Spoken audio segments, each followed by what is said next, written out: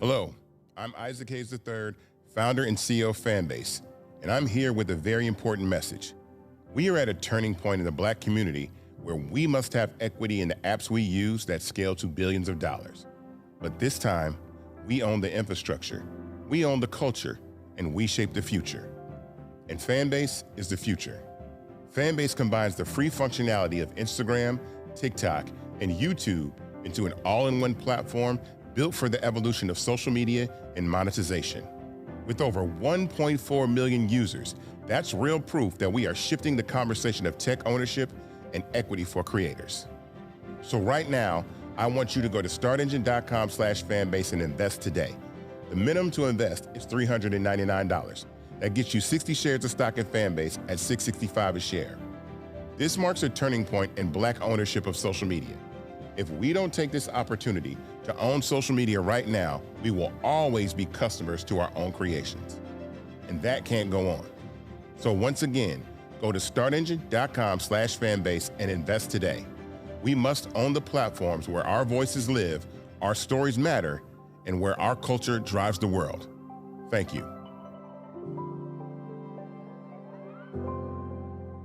Folks, Black Star Network is here. Hold no punches. I'm real revolutionary right now. Black power. Support this man, Black media. He makes sure that our stories are told. Thank you for being the voice of Black America, Roland. Stay black. I love y'all. All momentum we have now, we have to keep this going. The video looks phenomenal. See, this difference between Black Star Network and Black-owned media and something like CNN. You can't be Black-owned media and be scared. It's time to be smart. Bring your eyeballs home. You dig?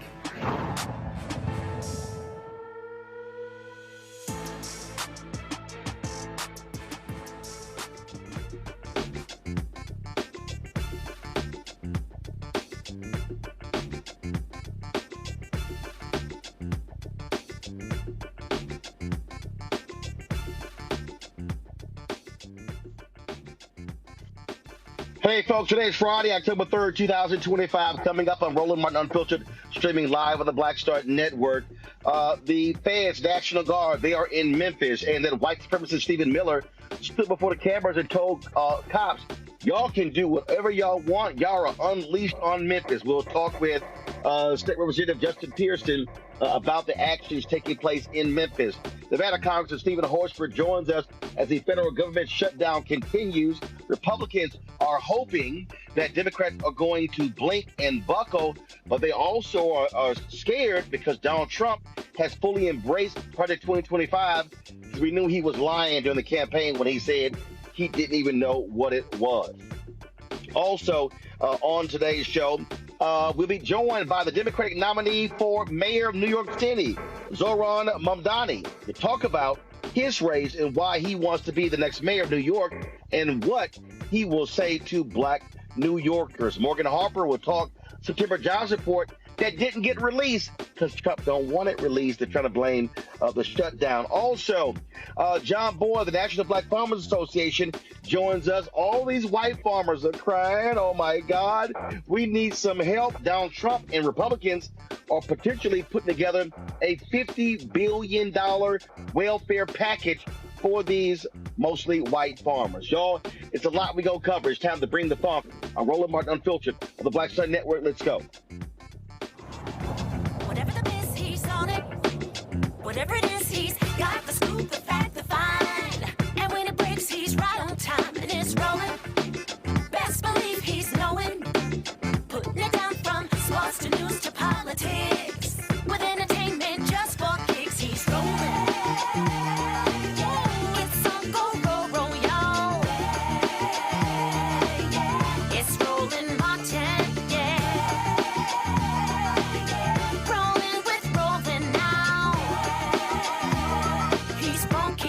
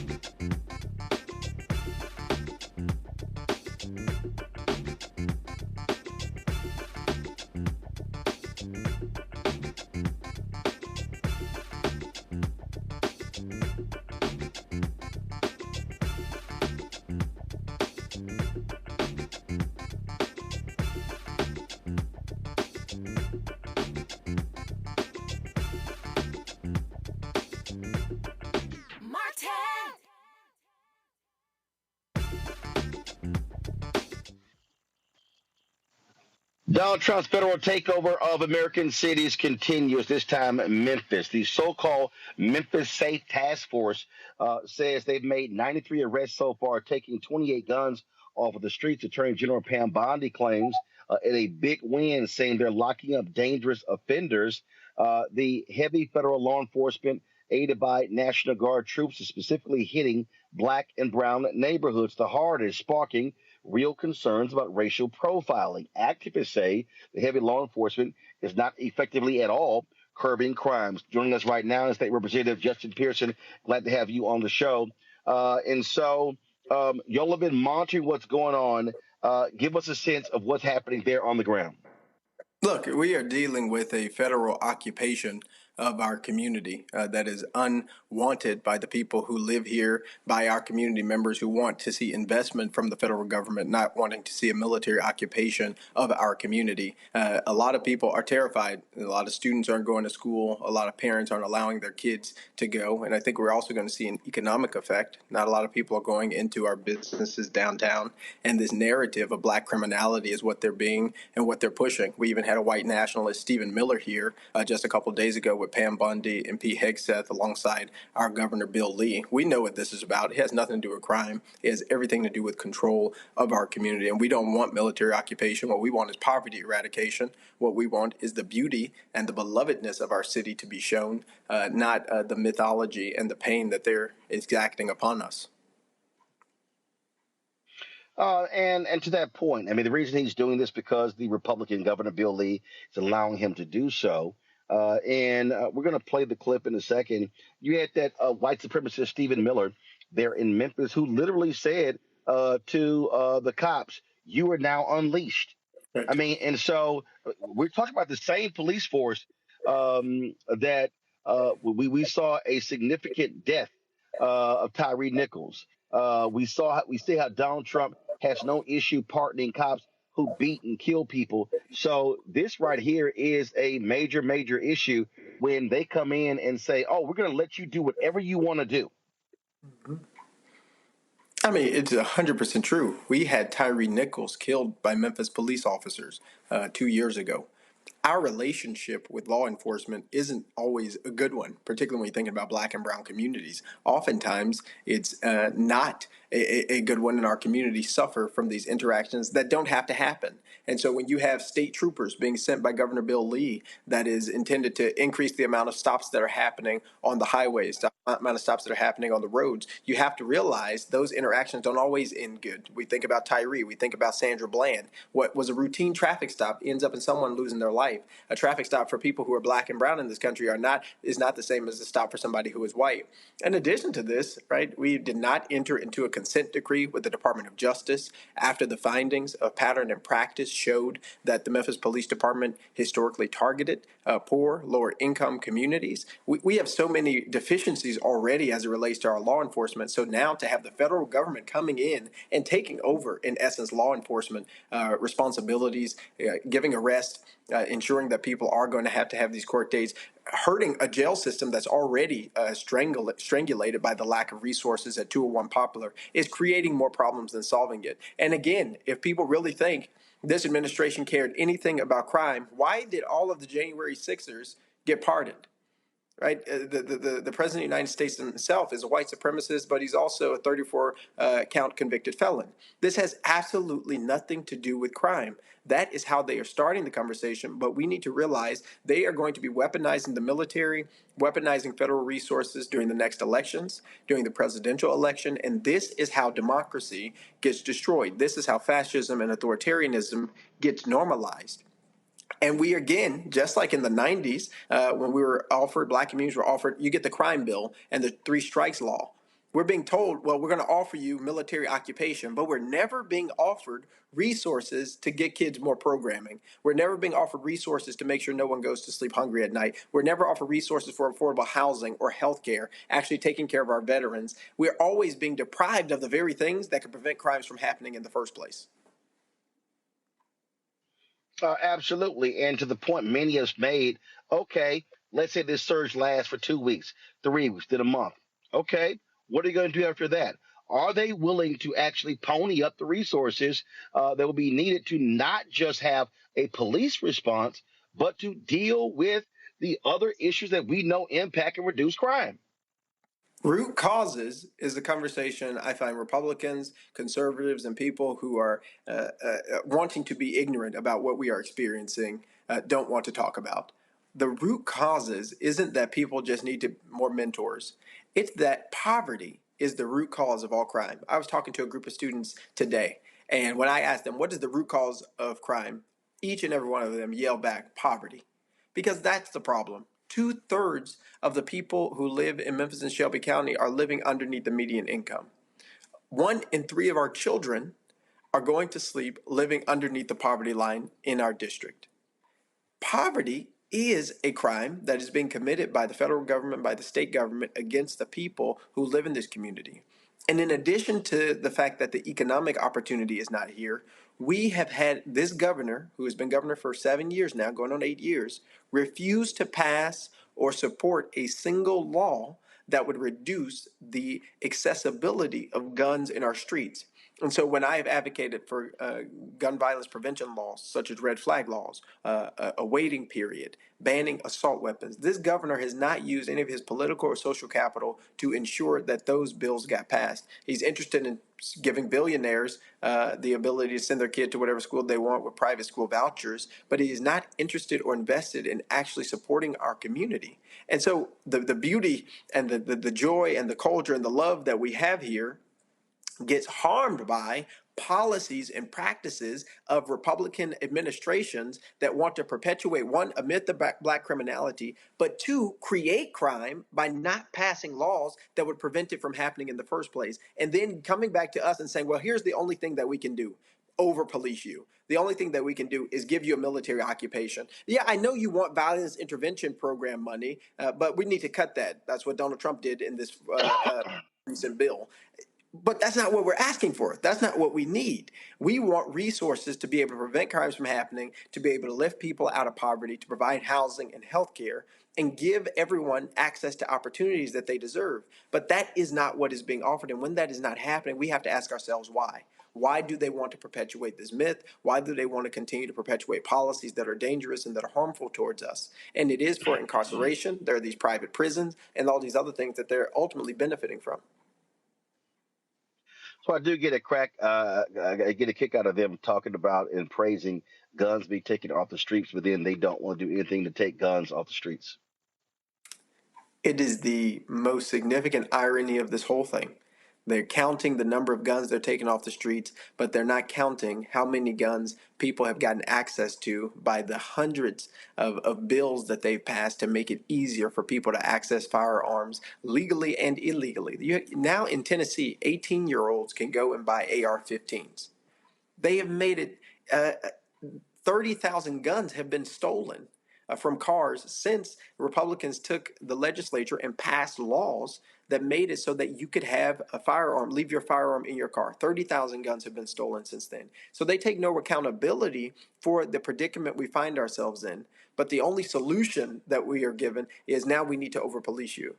There's no conversation about the root causes. There's no conversation about the fact that they did this to us.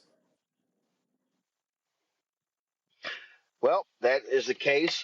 So stay on the case. State Representative Justin Pearson, appreciate it. Good to see you at CBCF ALC this weekend. Good to see you too. Let's keep fighting. Yes, sir. Folks, going to a break. We come back. We're going to talk with Congressman Steven Horsford about the government shutdown. We're going to talk about Trump now trying to bail the farmers out with billions of taxpayer money in welfare caused by his tariffs. And also, an alderwoman in Chicago gets arrested for asking ICE in a hospital, do they have a signed warrant? They literally arrest an elected official. We're going to talk about all of that right here. Roland Martin Unfiltered on the Black Shut Network. Back in a moment. In my book, The Power to Persist, I share 8 simple yet powerful habits, a blueprint for transforming obstacles into opportunities and pressure into purpose. Just as they fueled my rise from the south side of Chicago to a national stage. And on the Power to Persist podcast, I bring that blueprint to life.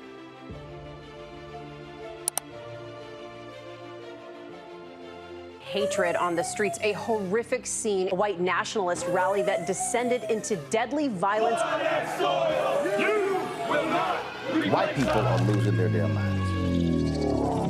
An angry pro-Trump mob storms the U.S. Capitol. We've seen shutdown. We're about to see the rise of what I call white minority resistance. We have seen white folks in this country who simply cannot tolerate black folks voting. I think what we're seeing is the inevitable result of violent denial. This is part of American history. Every time that people of color have made progress, whether real or symbolic, there has been what Carol Anderson at Emory University calls white rage as a backlash. This is the rise of the Proud Boys and the Boogaloo Boys. America, there's going to be more of this. Here's all the Proud Boys, guys. This country is getting increasingly racist in its behaviors and its attitudes because of the fear of white people. The fear that they're taking our jobs, they're taking our resources, they're taking our women. This is white fear.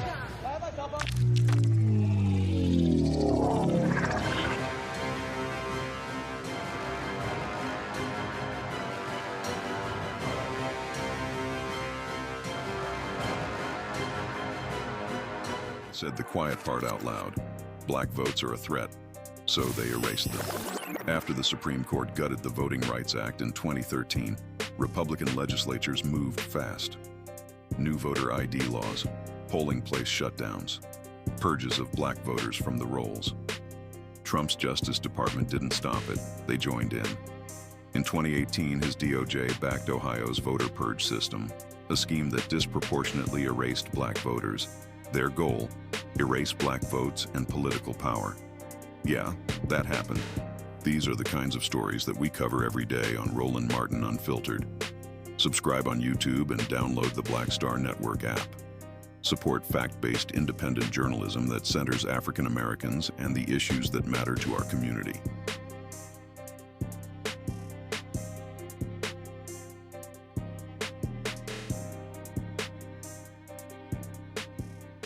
Next on the Black Table with me, Greg Carr. An hour of living history with Dr. Richard Mariba Kelsey, thinker, builder, author, and one of the most important and impactful elders in the African American community. He reflects on his full and rich life and shares his incomparable wisdom about our past, present, and future. African genius is saying that my uncle was a genius, my brother was a genius, my neighbor was a genius.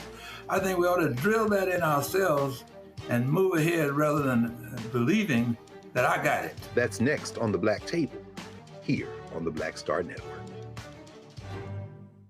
This week on The Other Side of Change, we are talking about our North Star, our luminary, our guide, Assata Shakur, who recently passed away in Cuba. We're going to unpack her legacy. I refuse to allow Assata's legacy to die before children that aren't even born. Like our babies that aren't even born must know her and must know her. And that roadmap is going to get us closer to liberation. You're watching The Other Side of Change only on the Black Star Network. Lil Thompson with winwithblackmen.org. You're watching Roland Martin Unfiltered.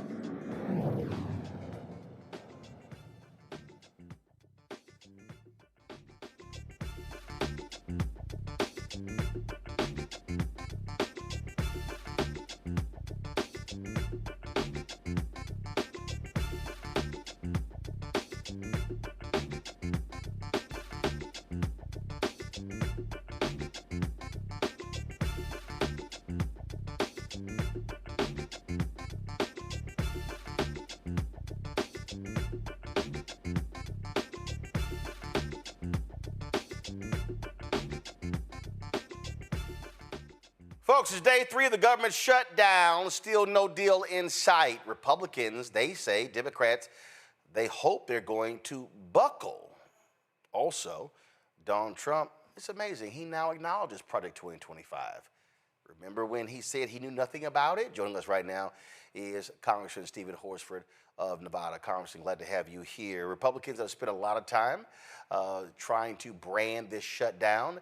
It's been all about the Democrats, but polling data shows that they are the ones who are bearing the brunt of the heat for this shutdown. it's theirs. They have to own it. 100%. The Republicans control the House, the Senate, and the White House.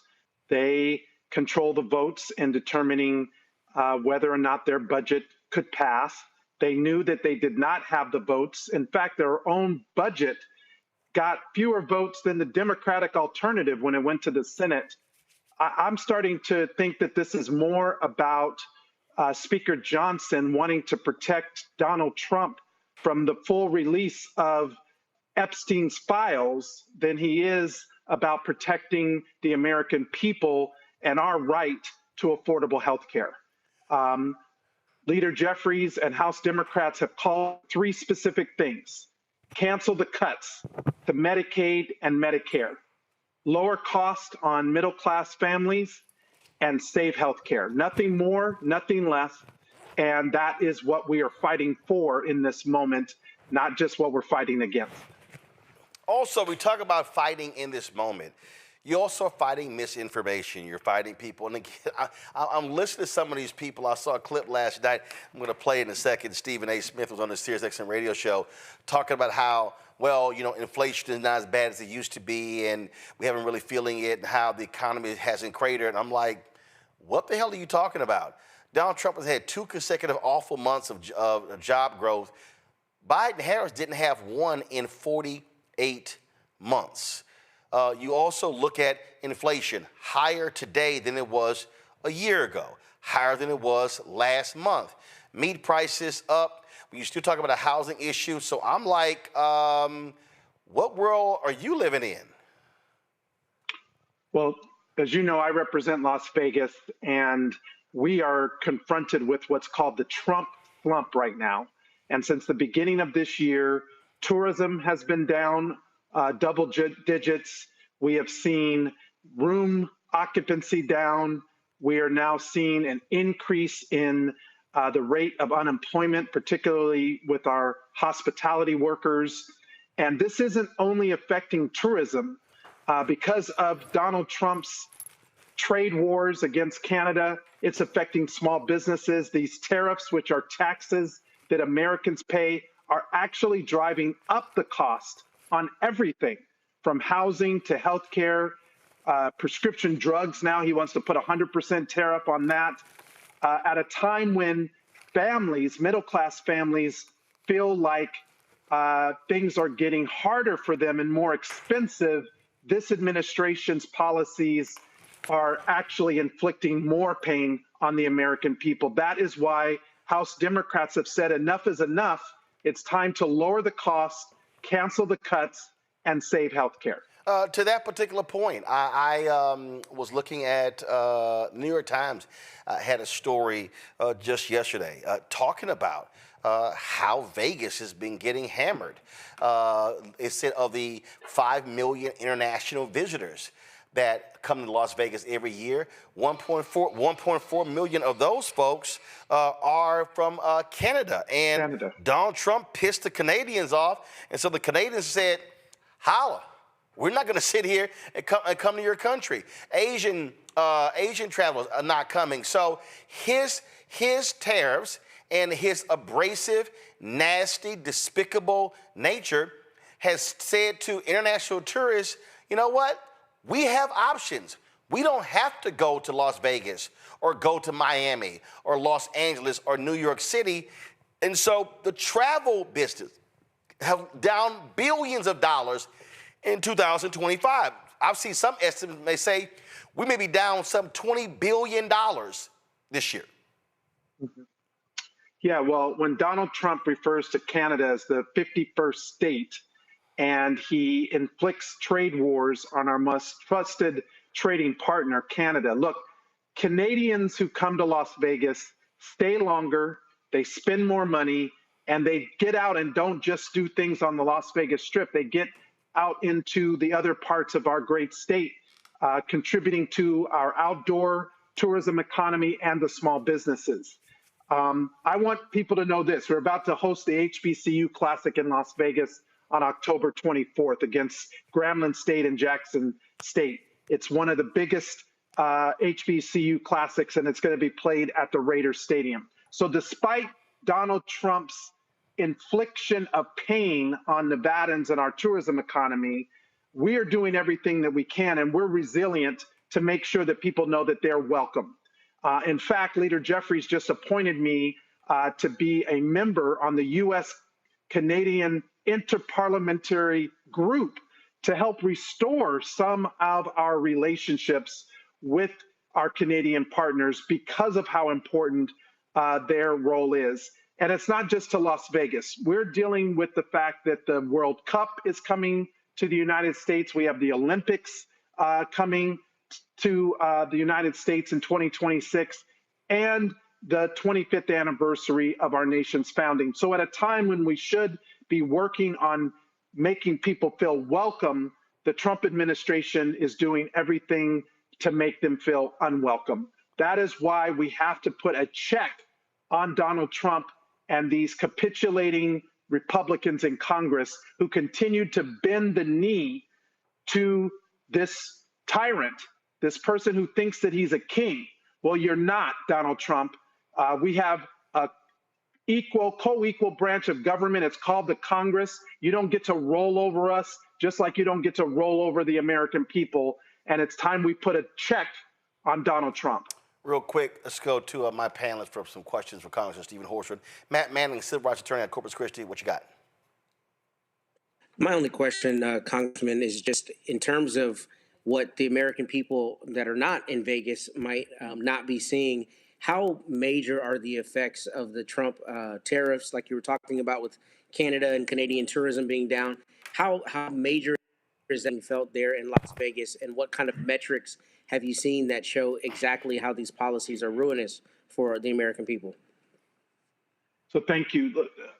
Just so international travel is a third of all travel into Las Vegas, and Canadian travel is a third of the international travel.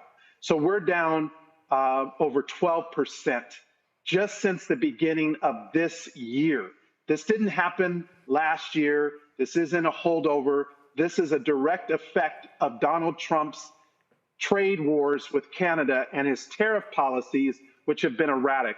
And it's not only on tourism. I represent the rural part of Nevada, and I was out in Pahrump, the rural part, and talking to small business owners, and they also have seen a decline from Canadian travelers into the rural areas.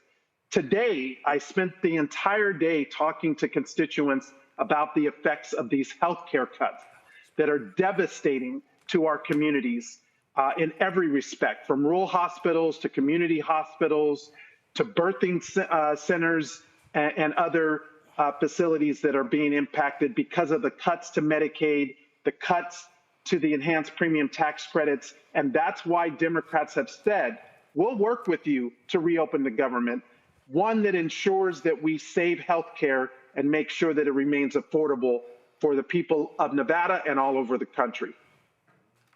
Joining us right now is Michael Imhotep, host African History Network show out of Detroit. Michael, your question?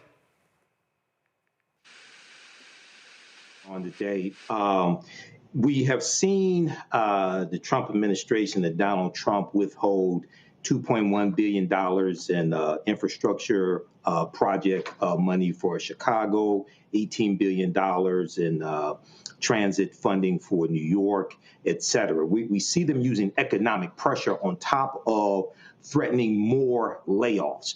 Has there been any talk among your caucus to organize economic boycotts against certain corporations that have financed the Trump administration, have financed Republicans, et cetera, because they're trying to weaken the resistance with economic pressure, and we have to meet that with economic pressure against them as well?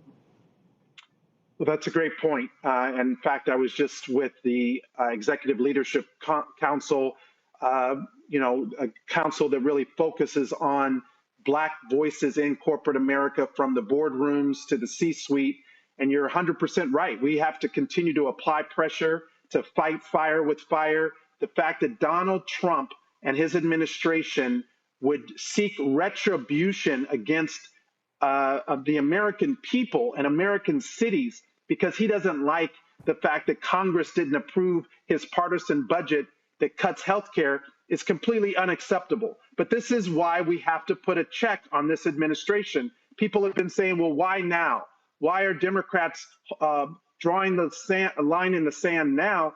He's been dismantling federal agency and defunding programs since the beginning of this administration. In fact, he lied about not knowing anything about Project 2025. Roland Martin and other people tried to remind people that he was the mastermind behind Project 2025. And what did he say yesterday?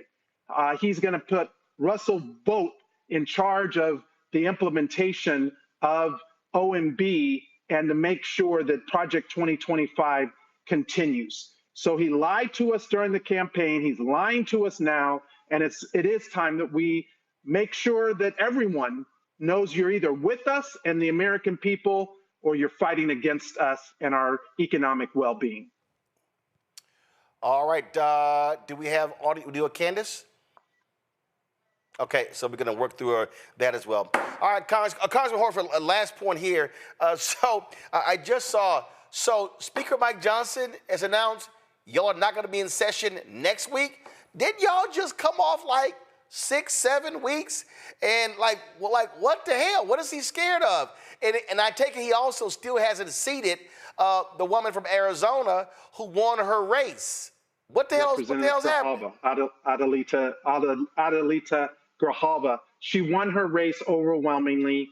The Republicans who won their special elections were sworn in during pro forma session. He refused to recognize the Democratic leadership when we tried to call for her to be sworn in on Tuesday. And you're 100% right. Speaker Johnson canceled votes on Monday and Tuesday of this week, leading up to this shutdown deadline on midnight.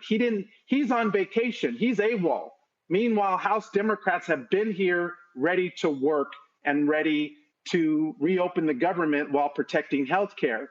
But I also want to just say, I think this is more about Speaker Johnson protecting Donald Trump from the full release of the Epstein files, because Representative Grijalva, when she's sworn in, which she will be the 218th signature on the discharge petition for the full release of the Epstein files. So what are you hiding, Speaker Johnson? Bring us back into session. Allow Democrats to do our job, or get the hell out of the way if you won't do your job. Congressman Steven Horsford, we surely appreciate it. Thanks for joining us on the show. Thanks, Roland. All right, Frat. Folks, going to a break. We come back. Zohran Mamdani is leading the polls to be the next mayor of New York City.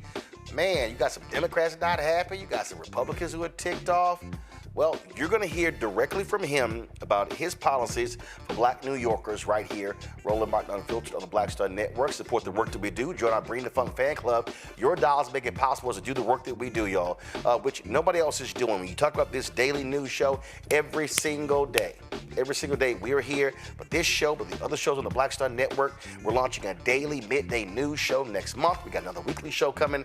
Yo, we got lots of things happening, and so your support is critically important. If you want to contribute via Cash App, use a Stripe QR code. You see the code right there on the bottom left-hand corner. PayPal is R Martin Unfiltered. Venmo is RM Unfiltered. Zelle, Roland at RolandSMartin.com. Roland at RolandMartinUnfiltered.com. We'll be right back. On the next Get Wealthy with me, Deborah Owens, America's Wealth Coach, we talk about the principles of mindset, strategy, and execution. This week, we're adding a fourth, faith.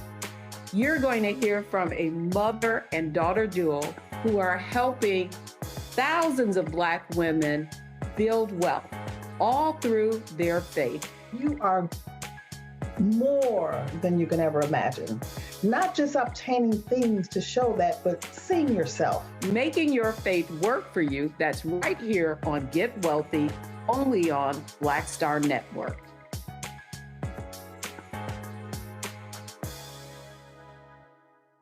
This week on A Balanced Life, parents, teachers, students, administrators, oh my, are you putting in the work, seeking to be a teacher, an associate principal, a principal, trying to elevate who you are and where you're going. Our world is changing. For veteran teachers, we have to be able to usher in students into a ever-changing, ever-evolving world. If we have this triangular effect, we will create a successful student who will be able to just thrive wherever and in any situation that they're placed in. Join us this week on A Balanced Life with Dr. Jackie here on Black Star Network. Hello, I'm Isaac Hayes III, founder and CEO of Fanbase, and I'm here with a very important message. We are at a turning point in the Black community where we must have equity in the apps we use that scale to billions of dollars. But this time, we own the infrastructure, we own the culture, and we shape the future. And Fanbase is the future. Fanbase combines the free functionality of Instagram, TikTok, and YouTube into an all-in-one platform built for the evolution of social media and monetization. With over 1.4 million users, that's real proof that we are shifting the conversation of tech ownership and equity for creators. So right now, I want you to go to startengine.com/fanbase and invest today. The minimum to invest is $399. That gets you 60 shares of stock in Fanbase at $665 a share. This marks a turning point in Black ownership of social media. If we don't take this opportunity to own social media right now, we will always be customers to our own creations.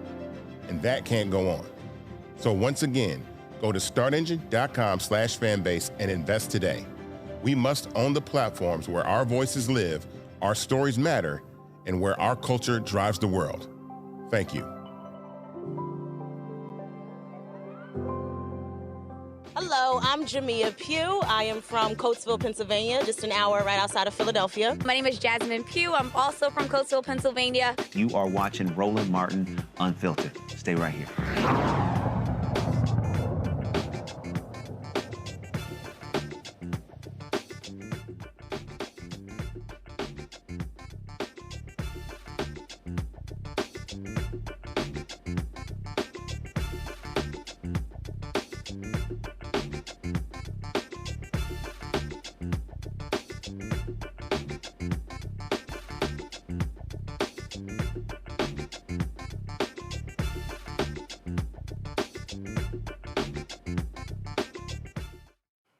First Friday of the month, we normally have jobs numbers, but all of a sudden, with Donald Trump in the Bureau of Labor Statistics, we don't have any. Now, they're blaming the government shutdown.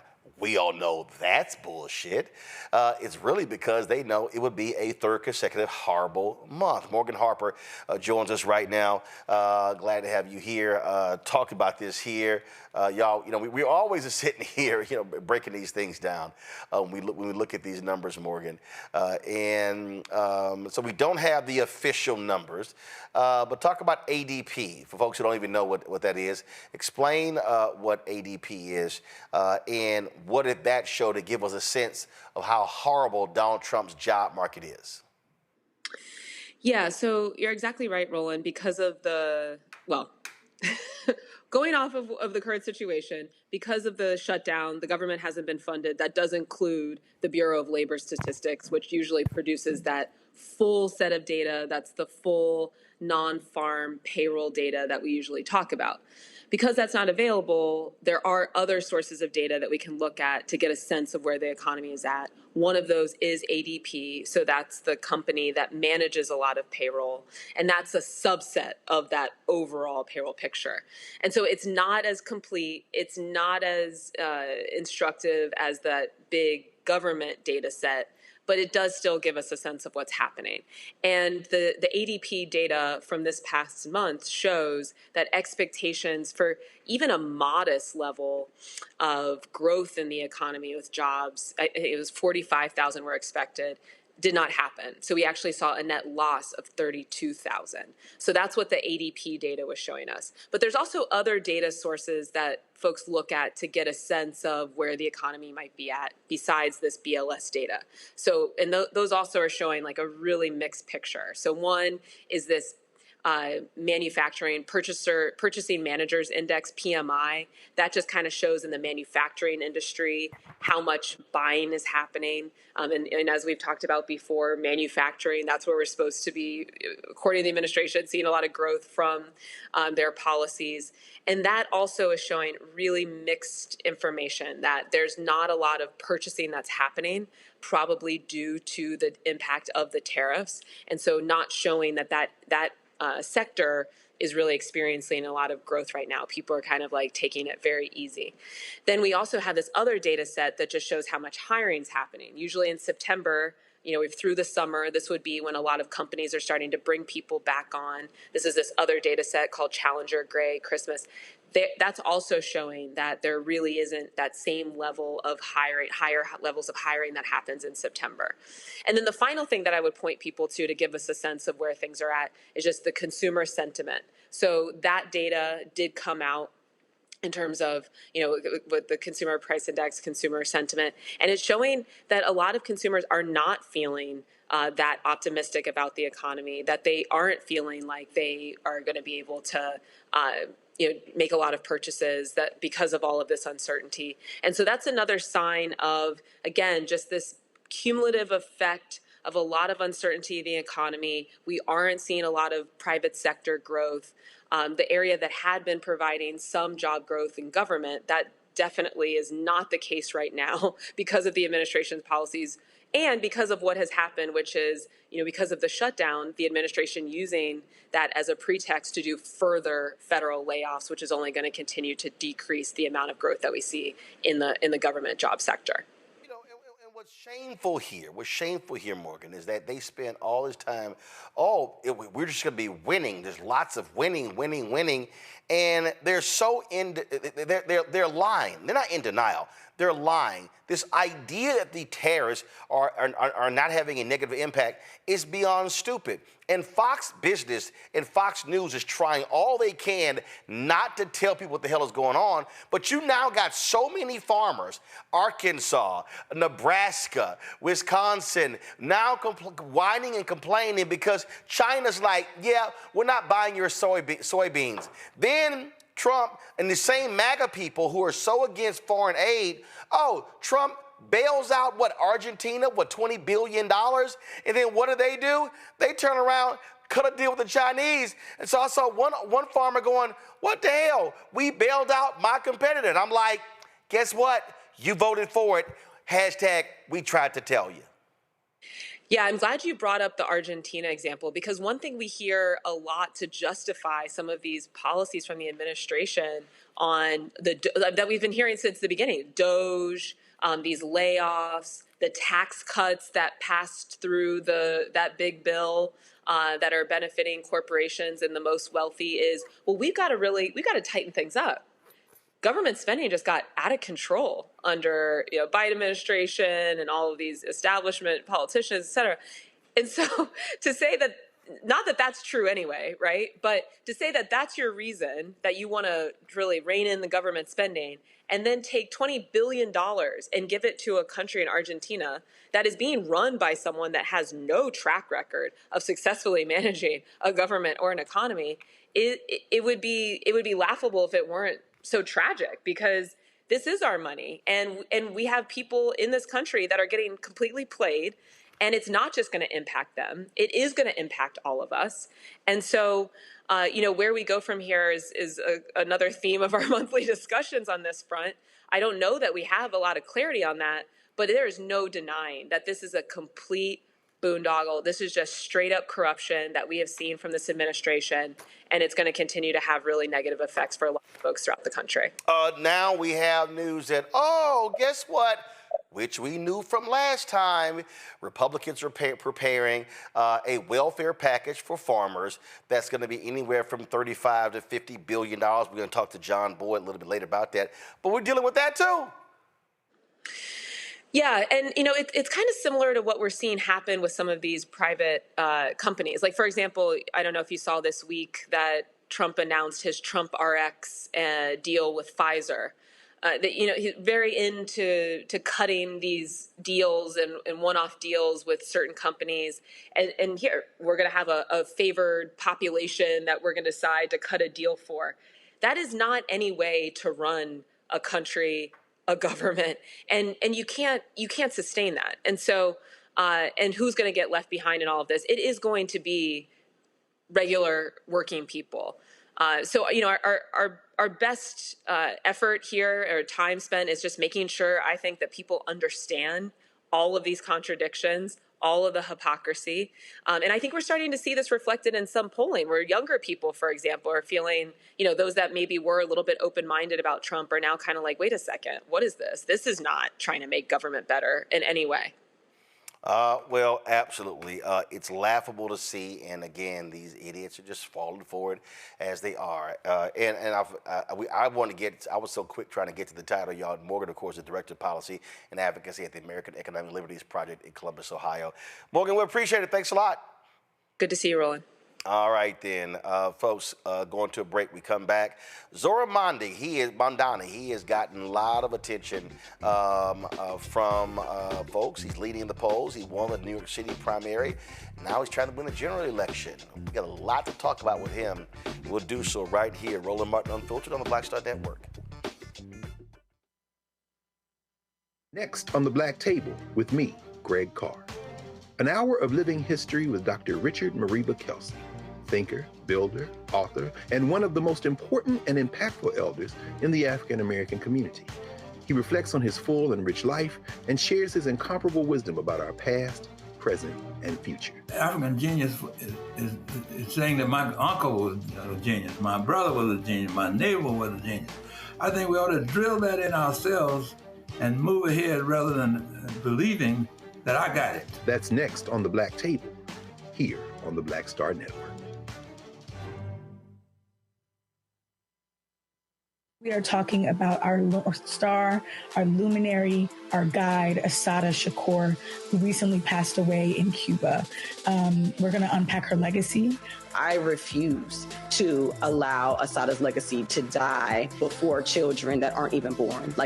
Our babies that aren't even born must know her and must know her. And that roadmap is going to get us closer to liberation. You're watching The Other Side of Change only on the Black Star Network. What's up, y'all? This is Wendell Haskins, a.k.a. Win Hogan at the original T-Golf Classic. And you know I watch Roland Martin Unfiltered.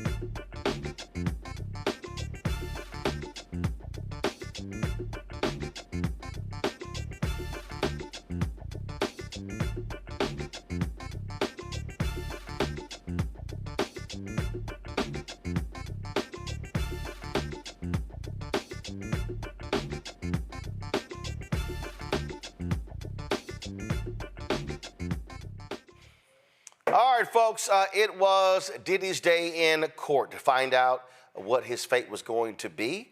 And, of course, you had victim impact statements. His children testified. He, of course, wrote a letter to the judge as well. And there was a lot happening today in court. Candace Kelly, legal analyst, she joins us right now. Candace was in the courtroom. She's been following this trial from the beginning. So, Candace, something crazy happened when the assistant U.S. attorney announced that Diddy had booked some speaking engagements. Blew up on social. When I looked it up, It was a reentry program that had these listed, and it was a letter they sent to the judge basically saying all these things he's going to do for people in the reentry area. That still was beyond stupid.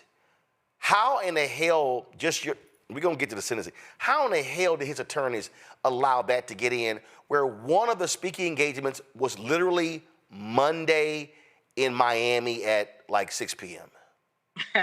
You know, this was really a day of clarifications all around. That is really what this day was about. And I think that when that happened, when the let's say Christy Slavic, who prosecuting attorney, when she got into it, it seemed strange that he would have this speaking engagement, but it was clarified that, like you said, it was more of an engagement that had to do with helping and bettering the community, but still, it just didn't look good.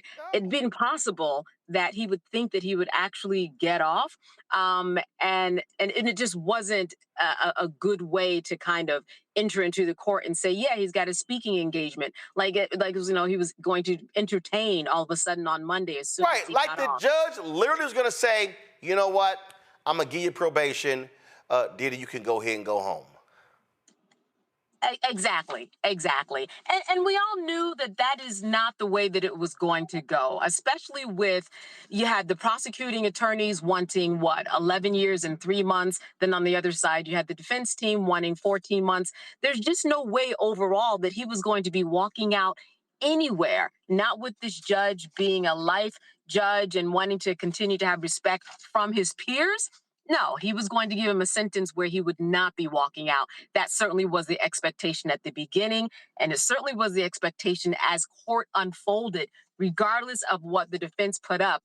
It seemed as though the judge was leaning towards a sentence where he was not going to be going home this weekend at all. And that is exactly what happened. So Diddy's team wanted 14 months. The prosecution wanted 11 years. Walk us through how the judge arrived at 4 years, 2 months. Well, you know, what the judge said, and as I said, it was a day of really trying to figure out, was it A or was it B? The A or B meaning, do we count the way that Sean Combs acted in that we heard in court, even though he wasn't convicted of anything having to do with abuse, for example, right? He didn't get the sex trafficking. That sex trafficking involved force or coercion. Well, that wasn't on the table because he was cleared of those particular charges.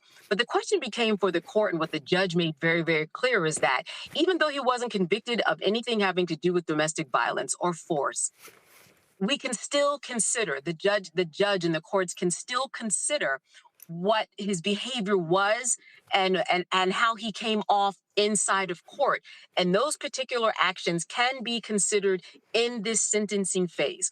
And no matter what the defense said, that he wasn't convicted of these crimes. Why are we considering this? He's done so much good in the community. He's an icon. He started a program behind bars where he's brought all types of people together to learn how to better themselves. All of these details just didn't matter. The fact that he was violent, which is what the defense acquiesced to, the fact that that he was convicted of prostitution and also was a drug addict, again, the defense acquiesced to that and said, yes, he was a full-fledged drug addict. All of that came into play. The judge considered it, and he certainly considered it in this sentencing. And that's how he arrived at this. Now, the defense all along was saying, even up until last week, yeah, but he actually didn't have sex with anybody involved. He really was just a voyeur. He just kind of, managed things that was going on. And the judge to that in his filing said, well, that's just like saying someone runs a brothel and they're okay because they didn't have sex with everybody that was in the rooms at the brothel. It wouldn't matter. You run a brothel, you're still in trouble. So that, he said, was a faulty argument. So that's really how the judge came to this conclusion. But I want to say this, Roland, that it was an interesting day because it was a slower day than people expected in terms of who we heard from. At one point, somebody next to me wrote, it feels like church. And it did feel like church because we heard from somebody by the name of Reverend Dr. Gary Johnson. And he talked about how, and he's from Miami, and he said that he knew Sean Combs. And he said that if you let him go, Judge, if you practice leniency, I will personally take him under my wing. I will personally, basically nurse him back. I will manage him. I will see to it that he is going to meet all of your highest expectations. And someone else came up and they talked about a program that they were part of, and they reminisced about their program and how they changed people while they were behind bars, and they felt like that Sean's journey was similar to his journey. So again, it felt a little bit like church. We heard a lot of the testimony recounted, and then as you said, we heard from the children. We heard their passionate pleas. We heard how they, his 2-year-old would be missing a father. There were a lot of tears. All of the children spoke. Of course, he's a 2-year-old, but they also spoke on behalf of the 2-year-old saying, listen, I know what it's like not to have a mother. We don't want our 2-year-old sister not having a father. They were very, very impassioned. But we also saw an 11-minute video. It was kind of like a promo video, Roland. It was, Sean out in the community over the years, talking to kids, opening up schools, running the marathon. This 11-minute video was very interesting, very out of the ordinary from the times that I've been in court, kind of promoted who he was as this person, as this icon, kind of a step to the left of what we normally see. But the judge let everything in, which is why, even though I got to the court at 6 a.m., we just got out at about 5-something. It was a long day because we heard from so many people and again, saw promotional videos and heard arguments from many, many people. What was key was that we heard from Sean Combs, though, for 10 minutes. And he spoke. He was collected. He was the last person that we heard from. Roland, I will say that it was very powerful. But I think that the judge and his assessment of him just didn't believe him. Sean, he stood up and he said, I want to personally apologize. I don't take lightly what happened. I want to apologize to my family. I want to apologize to Jane. I'm sorry for bringing her into this mess, he said. He said that disgusting video that people saw of him beating Cassie triggered a lot of people. He said, it's a burden I will forever carry. He said, it was disgusting. I'm quoting. He said, it was shameful, sick. He said, I was sick from drugs. I was out of control. I needed help. I know better. I was taught better. I mean, he went on and on. He spoke to his children specifically, told them that he was humble to his core. He said, I hate myself right now. I'm stripped down to nothing. I apologize to my children. I fell to y'all as a father. I'm sorry. You deserve better. Mom, I'm sorry. You taught me better. I mean, he turned around. He looked everybody in their eyes. He just kept emotionally saying, I am sorry, I'm sorry. He talked about how he felt his community. He said that he grew up wanting to set an example and all that he could do. That was his mission. And he, quote, got lost. A couple of times he took some deep breaths and he said, listen, Your Honor, if I'm given a chance to change people, I'm going to prove to you that I can do it. He just said he wanted a chance. He said, I know you want to make me an example, but I want to be the example of someone who can go out and really turn themselves around. He ended the day, and then the judge eventually gave his sentence, as we all know, for 50 months, and then also a $500,000 fine, and Roland 5 years probation. Last point, he's already served how much time in jail? What's that? He's already served, we are at 13 months. So really, he will be serving another 3 years. Yeah, and then you have to take off maybe, 10 months or so, simply because federal sentences, they only serve about 85% of the time. Got it. All right, Candace, we certainly appreciate you breaking it down for us. Thanks a lot. All right. Thank you, Roland. All right, folks, we're going to chat about this after the Mamdani interview. We should go to a quick break, and then we'll have the New York City mayoral candidate on next. In my book, The Power to Persist, I share 8 simple yet powerful habits, a blueprint for transforming obstacles into opportunities and pressure into purpose. Just as they fueled my rise from the South Side of Chicago to a national stage. And on the Power to Persist podcast, I bring that blueprint to life.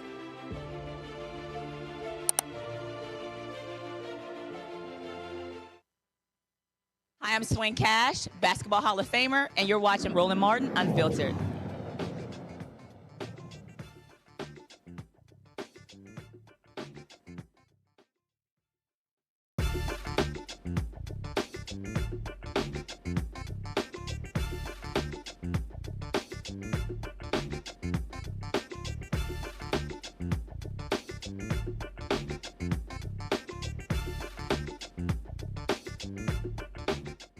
Folks, he shocked the political establishment when he won the New York City mayoral primary race a few months ago. Now, Zohran Mamdani is trying to be elected mayor in the general election. Now, incumbent mayor Eric Adams dropped out earlier this week, saying he didn't have the resources to do so. And so Mamdani is going to be running against the man who he beat in the primary, former New York State Governor Andrew Cuomo, and of course Curtis Sliwa, of course, on the Republican side as well.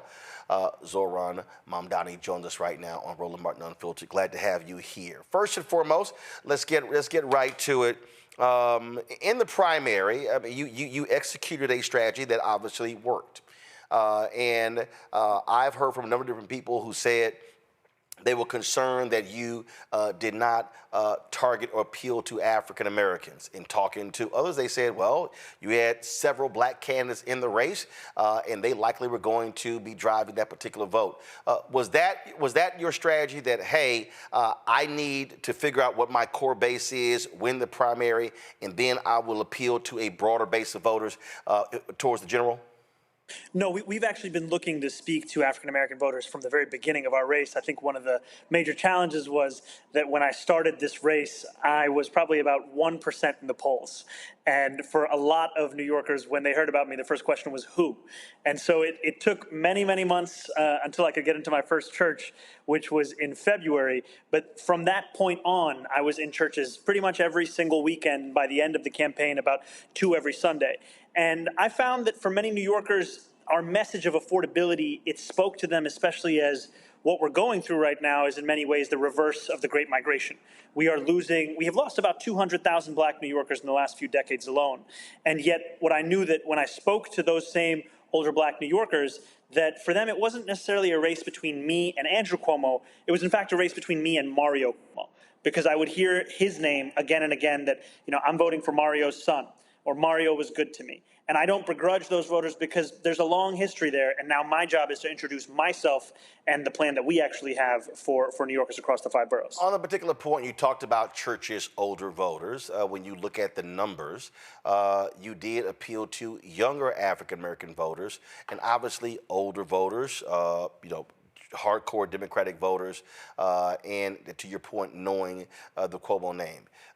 What message are you saying to them? But also, how are you reaching black voters who don't go to church? Because the reality is that infrastructure today is not the same as it was 10, 15, 20 years ago, where you can largely reach black voters through churches. Absolutely. I think you are correct in that 2025 presents a new set of opportunities, a new set of challenges. And as you said, in the primary, we were proud to win the young black vote across New York City. It was a key part of us beating Andrew Cuomo by 13 points. And so our outreach now is not just, to black voters that will meet at a church or at a mosque or, whether it be a Seventh-day Adventist church on a Saturday morning. It's also through our canvassing operation. And what we found is that we now have closer to 75,000 volunteers that have knocked on more than 600,000 doors across this city and are having those conversations directly. And the message, in many ways, comes back to that of affordability. And Dr. King put it best, what good is having the right to sit at a lunch counter if you can't afford to buy a hamburger? And for many New Yorkers feeling that, we've grown tired of hearing how we're the greatest city in the world when so many New Yorkers can't afford to live in that same city any longer.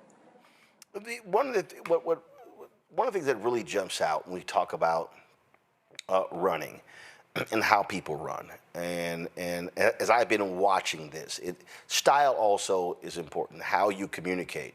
And you have purposely been far more conversationalist, in many ways a much different media campaign. The late Joe Madison used to always say, God bless his soul, my friend used to always say, you got to put it where the goats can get it. And so I remember seeing a video, and you were talking about the price of some item, and you were in a food truck, and you were talking to that particular person. Walk me through that in terms of how you wanted to communicate the issues with the voters when traditionally when we talk about campaigns, it's slick commercials, highly produced, leaning on endorsements, and if you do have regular people in them, the setting is just a little bit different. Yeah, I think you're absolutely right, Roland. And it's too often it's the use of stock imagery and stock photos than actual New Yorkers.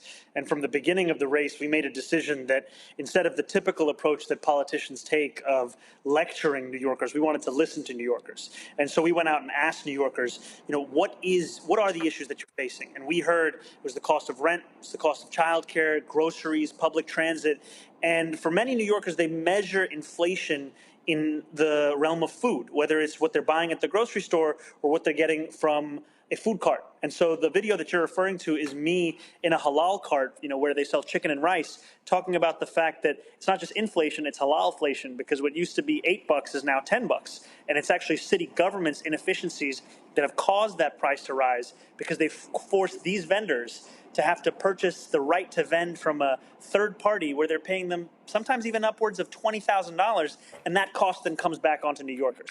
And so I think it's breaking past the consultant discourse of politics and actually getting to the constituent discourse of the people that we're supposed to serve. It's been pretty laughable to me to watch CNBC and how they have been portraying that oh my God, you're going to completely destroy New York City. It's going to be maddening. How you hate rich people. How these people are going to run away, and they're going to be all running to Florida. I came across this clip that I thought was pretty funny. It was when New England Patriots owner Robert Kraft was on CNBC, and he talked about the NFL as socialism. And the reality is, you're a socialist. You've talked about that. And Joe Kernan, big-time MAGA Trump supporter, freaked out and literally was like, "Oh, hey, don't say that." And I'm sitting there going, "But the NFL, it is a socialist organization in terms of how they operate." I want to play that clip, and I want to get your reaction to it. Would I have believed in '94 when I played the highest price ever paid for any sports franchise in the world? We are now. And I never would have believed it, but, it's a credit to my partners in the NFL, and Roger Goodell has done a great job leading our NFL, and we work. It's almost a socialist system of we're partners, and together. Don't say that. Don't say anything good is happening with social, or else he's going to get more votes down here in New York. No. But I mean that in a way. It's the spirit of it's the most competitive business there is. How bad what people do to win. Thing is, the NFL. How they set up, it is socialism. And it's the most profitable sports franchise in the country. Matter of fact, DeMaurice Smith was on the Breakfast Club, and he also talked about how they practice socialism. So I guess I got a kick. Here you got these billionaires, nearly all of them Republican, all of them MAGA, billionaires owning the league, the most profitable sports league in America, and they say, "Oh my God, Mamdani, he's a socialist."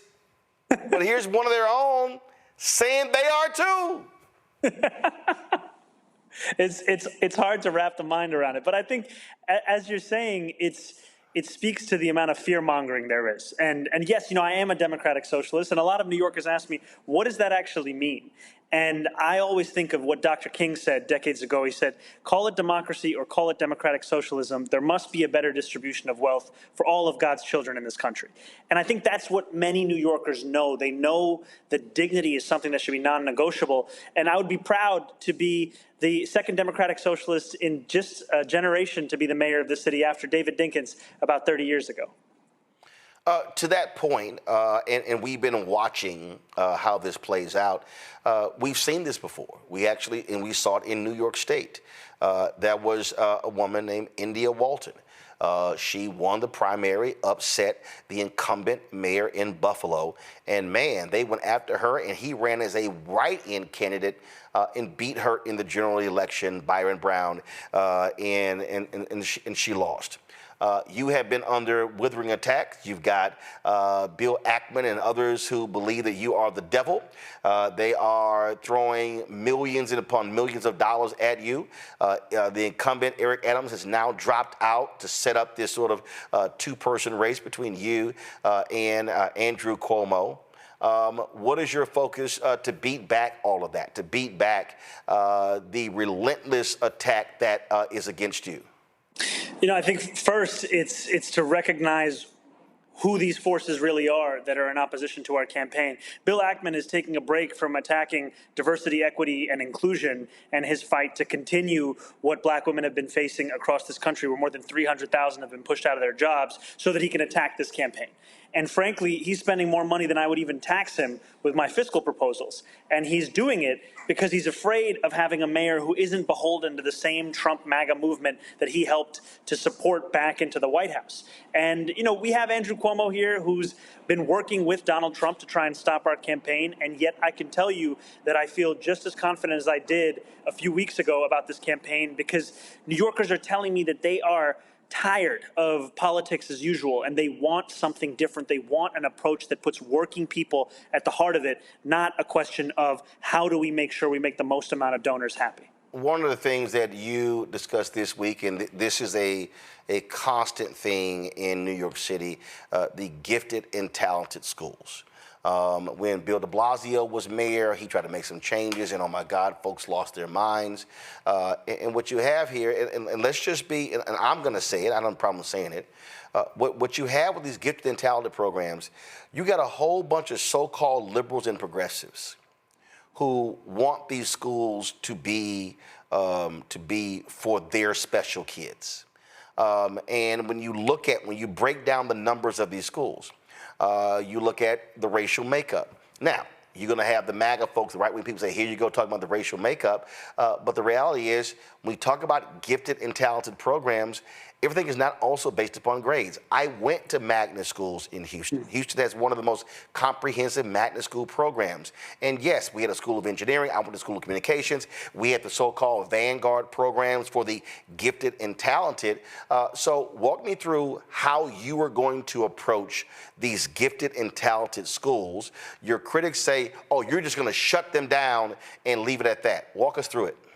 So my position is that children as young as being in kindergarten should not be subject to a single assessment that would place them in different tracks. I simply believe that all of our kindergartners should be receiving quality education, and that's at the heart of our plan for an education system that right now is not delivering for far too many New Yorkers. And, if Andrew Cuomo wants to attack me on the basis of trying to separate kindergartners out, so be it. I'll let him do that, because this is something that I believe, and I've found that many New Yorkers agree that at that young of an age, there's no need for this kind of an assessment and this kind of pressure.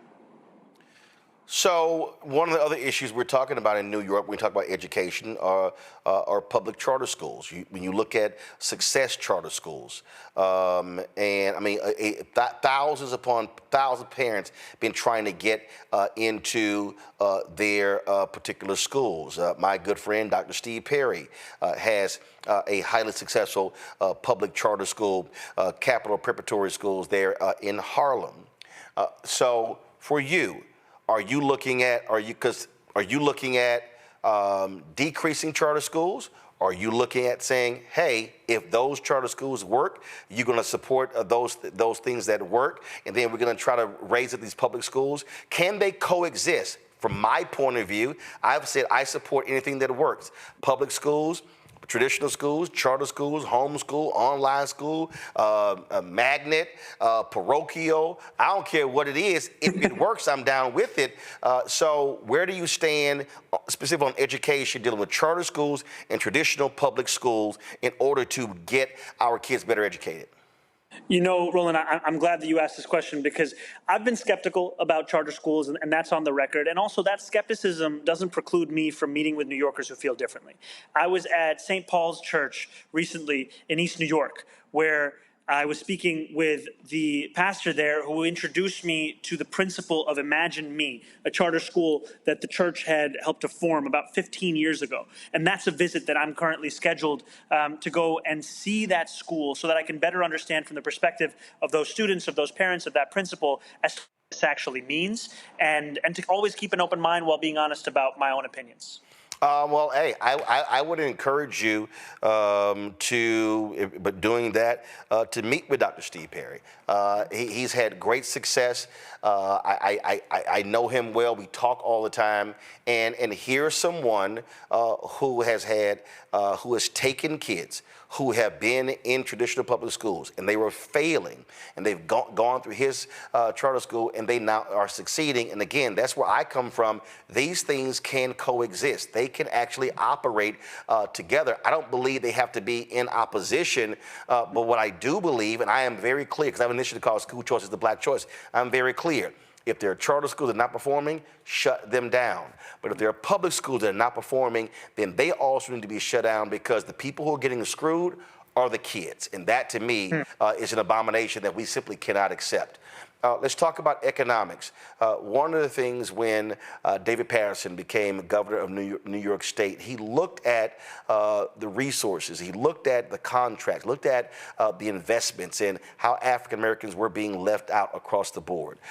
As mayor, how are you looking at that? Because when we talk about law firms, accounting firms, engineering firms, architecture firms, private equity firms, what we're seeing is New York City has the largest collection of black people of any city in America. New York City is 1, Atlanta is 2, Chicago is 3. And what we continue to see are black folks who are driving pension funds, but getting screwed out of VC dollars. So let's talk about your plan there to make sure African Americans are getting a return on the investment, getting a piece of that economic pie.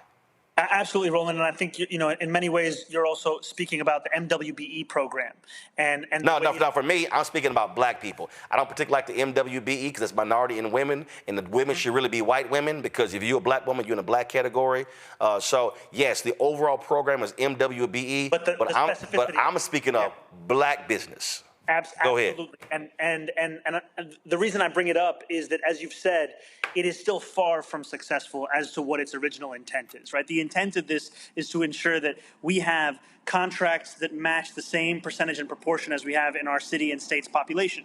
And right now, black women comprise less than 2% of the value of all contracts being issued by the city. That is unacceptable, frankly, because the city has an immense role in the question of generating wealth and ensuring that people can actually flourish in this city. And yet too often it's being used to double down on inequities that already exist, as opposed to ensure that equity is actually something that's being delivered across the 5 boroughs.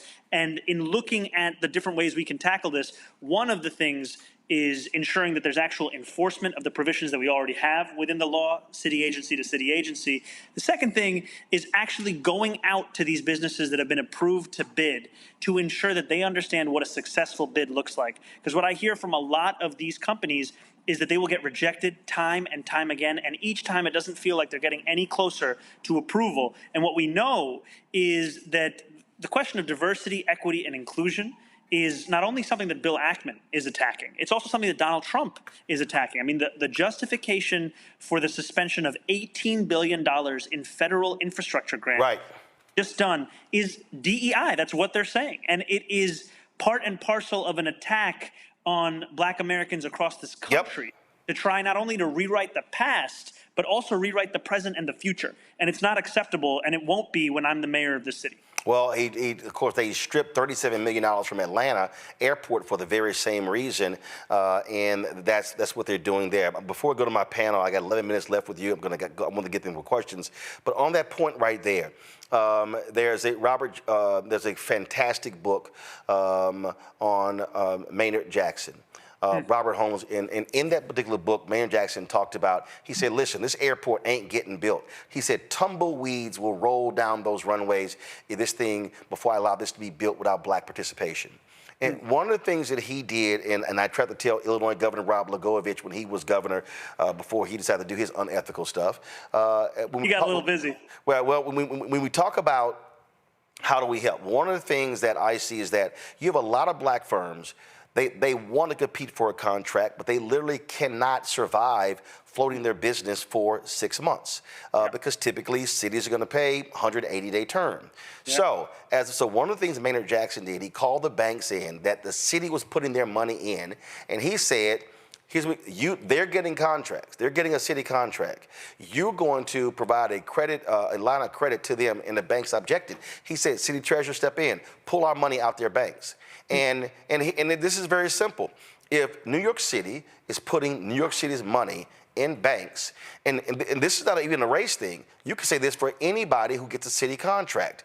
I think the mayor should say, if you're the mayor, to the banks, hey, if this said business is getting a city contract and you know we're going to be paying them, as a bank that's getting the city's money, you're benefiting, you should be providing lines of credit to these businesses so they can be able to grow and prosper. And if the banks reject it, I think that's where you then say, fine, we're going to take our city money, taxpayer money, out of your banks since you cannot help New York City businesses. That's a way, man, Atlanta is what it is today because Maynard Jackson used the power of the political office. His grandfather taught him the 3 B's, the ballot, the book, and the buck. He used the power of the political office to drive the economic change in Atlanta.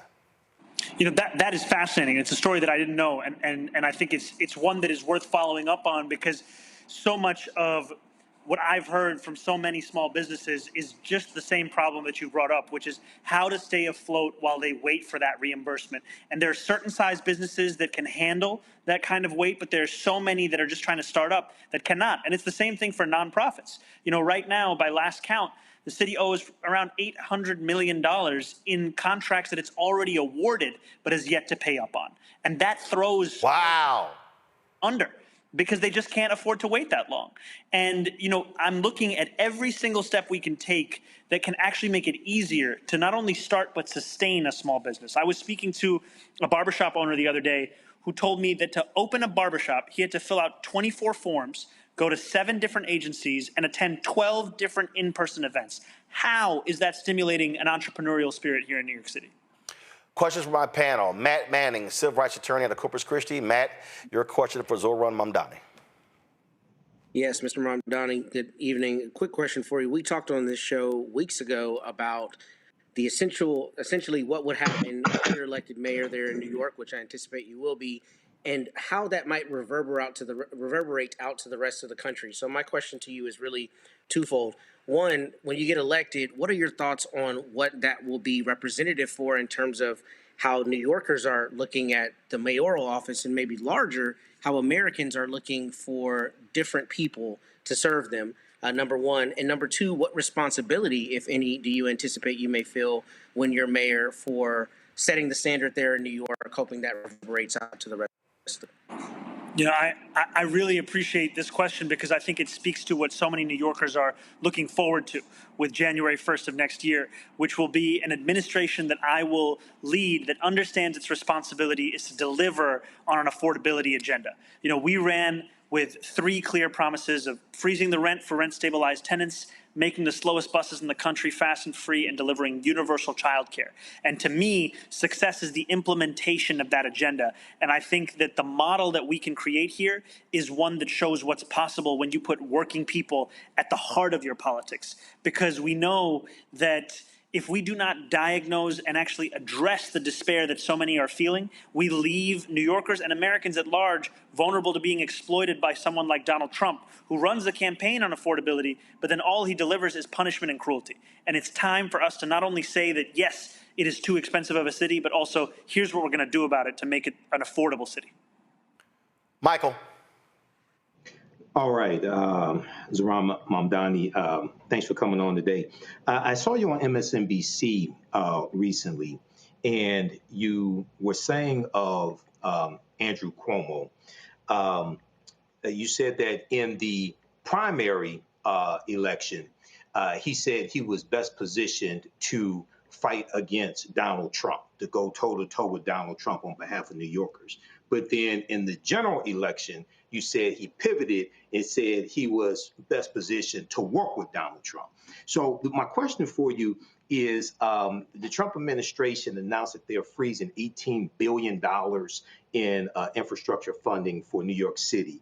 Russell Vought, the ombudsman and the architect of Project 2025, announced that Wednesday on X. And then also the Energy Department, Trump's Energy Department on Wednesday announced that they were canceling $7.5 billion in awards for energy projects in states, Democratic states, including the state of New York. So how would Mayor Mamdani be able to fight against the Trump administration to get that funding for New York City and the state of New York?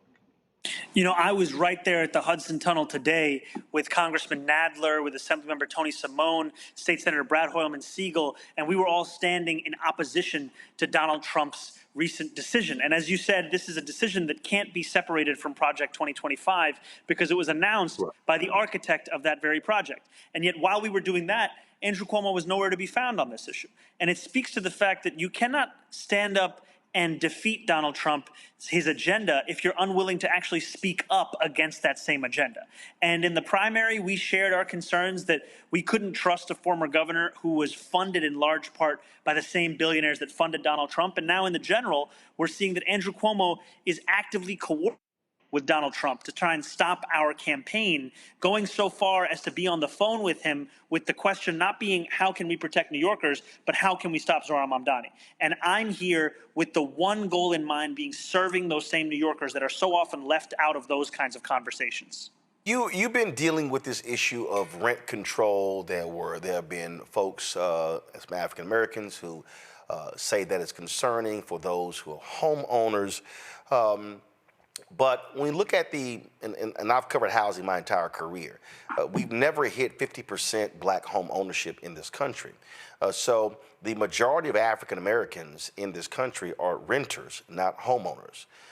And so how have you dealt with these folks who say that, well, because you were being criticized by Mayor Adams, that, oh, if you freeze rents, that's going to negatively impact African American homeowners. But aren't you saying that if I freeze rent, that's actually going to help those people who are losing out and some becoming homeless because they can't afford to live where they are because of rising rates? Absolutely, Roland. You are 100% correct, which is that, we're talking about a population of 2.5 million tenants who have a median household income of $60,000. And for so many, they are on a fixed income where any rent increase is one that then forces them to choose between medicine and food. It forces them to choose between being able to pay their rent and then having to take away from their other necessities. And our plan to freeze the rent will return about $7 billion into the pockets of working class tenants. And also, our plan is one part of an affordability agenda. That agenda extends to homeowners and landlords too, because we will work to decrease their insurance costs, which have doubled in recent years. There's a program called Milton Street Captive, which currently is working to actually depress home insurance costs, and that's something that could be critical if the city was to invest in. There's a property tax system that's broken and disproportionately impacts so many working class homeowners across the 5 boroughs, and yet there's been no political will to actually get that done. That's going to be the core of our state legislative agenda. And finally, Rudy Giuliani created a system called the property tax lien sale, where the city would sell the debt that homeowners owed, whether it be for or property taxes. And what we found is the city is 6 times more likely to sell that debt in a black neighborhood than a white neighborhood. And in part because of that recognition, as well as the fact that this is not how you fund a city government and you're putting homeowners on a fast track to foreclosure, we're going to abolish that program to make it easier for homeowners to stay in their own homes. 2 questions left. I know our time is short. First, a lot of people have made a big deal out of the fact that House Democratic leader Hakeem Jeffries has not endorsed you. Do you care? I can tell you that I have appreciated the conversations that we've had, and also if it was endorsements that determined elections, then I wouldn't be sitting in front of you as the Democratic nominee, because it was the people of the city that put me here, and those are the people whose endorsements I'm looking to win just in 32 days. Last thing here, and it's not necessarily a question, but one of the things that I found to be incredibly stupid is to watch these ignorant mainstream shows say, oh my God, if Mamdani is elected in New York, then that is going to be a yoke around the neck of Democrats across the country, which is weird because it's not like when Eric Adams was elected that somehow every Democrat had to answer to what Eric Adams is doing. Before that, Michael Bloomberg, independent or really Democrat or Republican, whatever day it was. Before that, Deakins or Koch. And I just think, just for me, and listen, I worked at CNN for 6 years. I think the fundamental problem is national media. They actually live in New York City. They think it's all about them. I don't think, and this is no disrespect to you, I don't think there's somebody, any other part of the country is going to give a shit whether you were the mayor of New York City. It's not going to impact Charlotte, Houston, Dallas, anywhere else. And so I just think that's just the dumbest thing that I constantly hear. I appreciate that, Roland. The only thing that I would say is the only way we're going to affect those cities is by stopping this city from being so expensive that New Yorkers start moving over there. We're going to keep them here because it's going to be a city they can afford.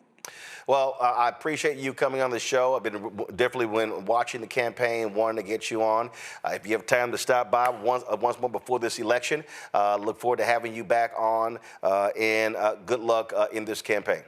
Thank you so much, my friend. It was an honor to be here. Thank you. Thank you very much. Going to go to a break. We come back. We're going to chat about that. You know, as a matter of fact, stop the commercial. I'm just going right to it. Let me go straight. Let me kill the commercial. So, Matt, here's the thing here. And again, I paid a lot of attention to this race.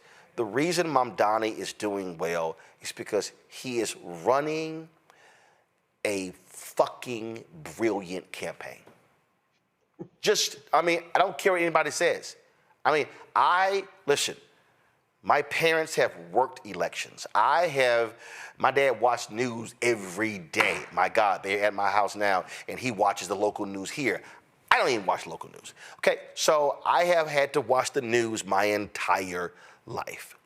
There are very few candidates that I have seen. So I'm 56, I'll be 57 next month. Let's just say I started paying attention when I was 7 or 8 years old. There are very few candidates that I have personally seen in the last 50 years who have run such a smart, effective, and laser-like focus as Zohran Mamdani. Well, I can't corroborate that, not having watched too much of his campaign, but I will say that clearly what he's doing is working, because my sister lives in Queens, and I went to visit her a couple weeks ago, and her roommate are very excited about his candidacy, and a lot of younger people like them are excited about his candidacy.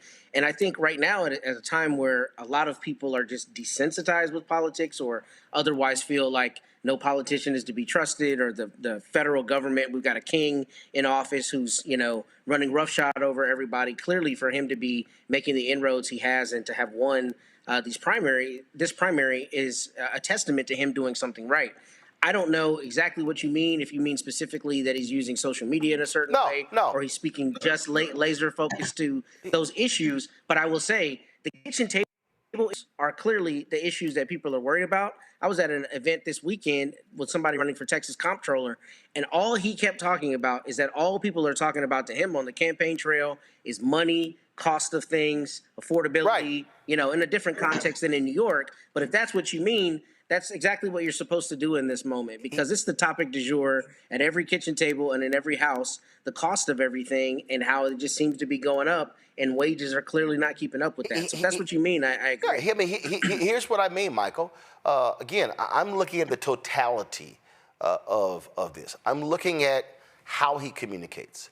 I'm looking at taking on the questions. I'm talking about in that first debate, when they asked the question, what's the first thing you're going to do, or what's the first place you're going to visit if you're elected mayor? All of these candidates sucking up to Jewish voters in New York. I'm going to Israel. I'm going to Israel. I'm going to Israel. Mamdani goes, I'm going to visit New York City. And the reason it was a brilliant answer, because He's not running for national office. I totally understand the Jewish population in New York City and the state of Israel. I get that. But his whole deal was, I'm the mayor. He wasn't trying to be this foreign policy expert. It was a brilliant answer. The commercials, the social media, how he's engaging voters. Somebody actually sat here and hit me and said, come on, Roland, Kamala did. No, she didn't. I'm sorry. She had 107 days, but I'm telling y'all right now, Vice President Kamala Harris did not run a campaign like Mamdani. What I'm saying is, when I'm saying brilliant, I'm talking about how you communicate to voters, but more importantly, how you communicate, Michael, to people who have checked out of the political process. Yeah, a few things here. I've been observing his campaign from afar, and we've talked about it some here. So number one, he's down to earth. He shows up in places where a lot of the other candidates are not showing up. The video that he did dealing with the cost of halal food, I think it was, with the push carts, the food trucks there in New York City, was a stroke of genius, because what he did was he talked about their cost and how it was also related to city government, city hall, the red tape that they had to deal with. Right. So he showed bureaucracy. He showed bureaucracy, red tape, small business owner, cost of food. He hit all of that in one video. Right. And then what he would do to bring down the cost. Okay, that was a stroke of genius. Look, I've studied marketing. Okay, that was brilliant right there. And he's not scripted, so to speak. So yes, he'll have his talking points, but he talks like a real person. He's really relatable. And a lot of people, especially younger people, Gen Z, millennials, but especially Gen Z, they want somebody who's authentic. They want somebody who's not scripted. So in hitting on affordability and, dealing with topics that people can really relate to, this is what people want. So I think it's important for other Democrats, and I'm neither Democrat nor Republican, but I know who the hell is working against our best interests as Black people. I think it's important for other Democrats to study this and adapt it to their own personality, and their own skill sets. But and the other thing is, fire a lot of these goddamn consultants. No, actually, don't even hire them. Don't even hire them. Okay, all right. Don't even don't fire them. Don't even hire them. I just want again. I need people to understand. This is not, oh my God, you trying to get close to Mamdani. No, I'm telling y'all, the campaign that he's running is actually what we've long talked about. How do you make this thing personal to every single person? So I'm going to show you how this here. This is dated October 23rd, 2024. So this was the opening commercial for Zohran Mamdani in New York City. And I want y'all to watch this here.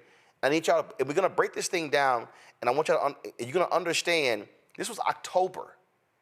This was almost 1 year ago. And what you're going to see in this commercial has been consistent for the last year. Watch this.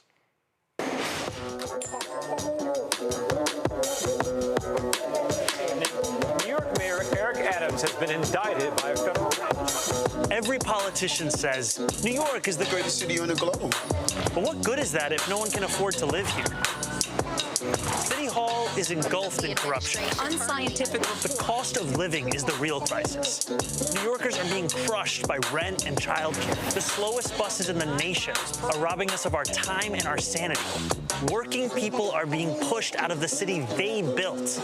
A mayor could change this, and that's why I'm running. I'll make buses fast and free. So I can just get where I'm going.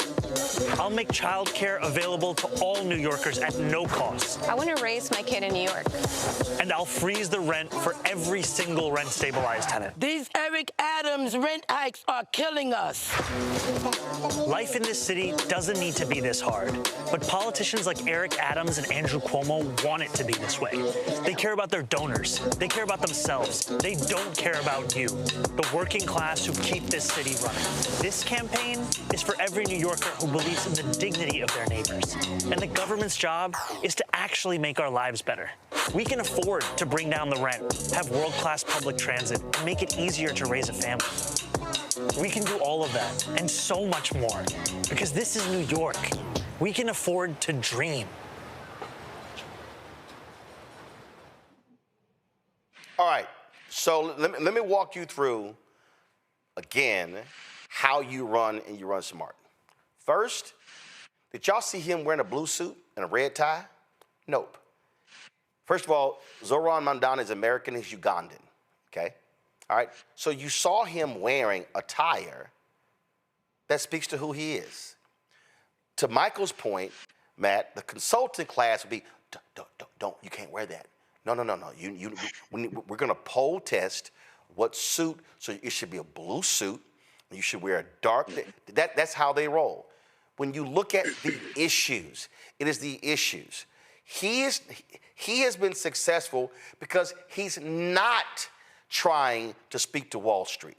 The problem with so many of these national media people who make millions of dollars, okay, they're the high earners. See, they see New York City through their lens, which is from the backseat of a car service. How he's been connecting with voters are the people who ride the subway, and if you do have some money, you take taxis.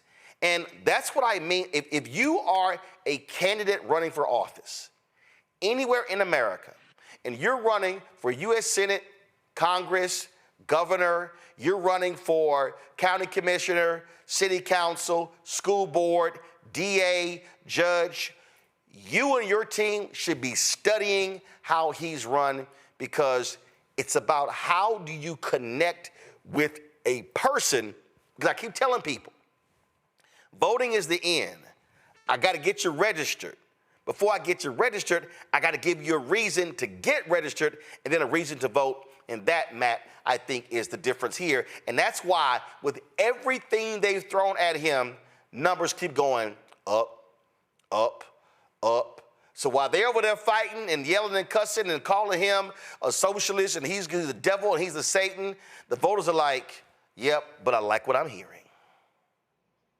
And I think to that point, it's a great point. To that point, I mean, the three women that were in that video were a cross-section of New York, right? Three women of different ethnicities, all speaking directly to one of his 3 points that he was going to address. And I think it's a genius idea, talking about not only kitchen table issues, but kitchen table issues that have the largest impact, that directly impact quality of life. I'm talking about, you know, you getting around every day. Anybody who's ever been to New York, a lot of the time you spend is, to your point, getting around. Are you going to Uber? Are you going to use a train? Are you going to use a bus? If you're getting on the bus every day and going to work and he's making it faster for you and making your commute easier, I mean, that's the kind of thing that is a deliverable that politicians don't often think about, but that's the kind of thing that changes, I think, lives. And I think what you're talking about is this is really a very broad-based approach. Like, I'm not talking to Wall Street. I'm talking to your average person about things that are going to make their life measurably better. And he said something in there that's funny, because I've said it basically as long as I've been involved in politics or interested in politics, is that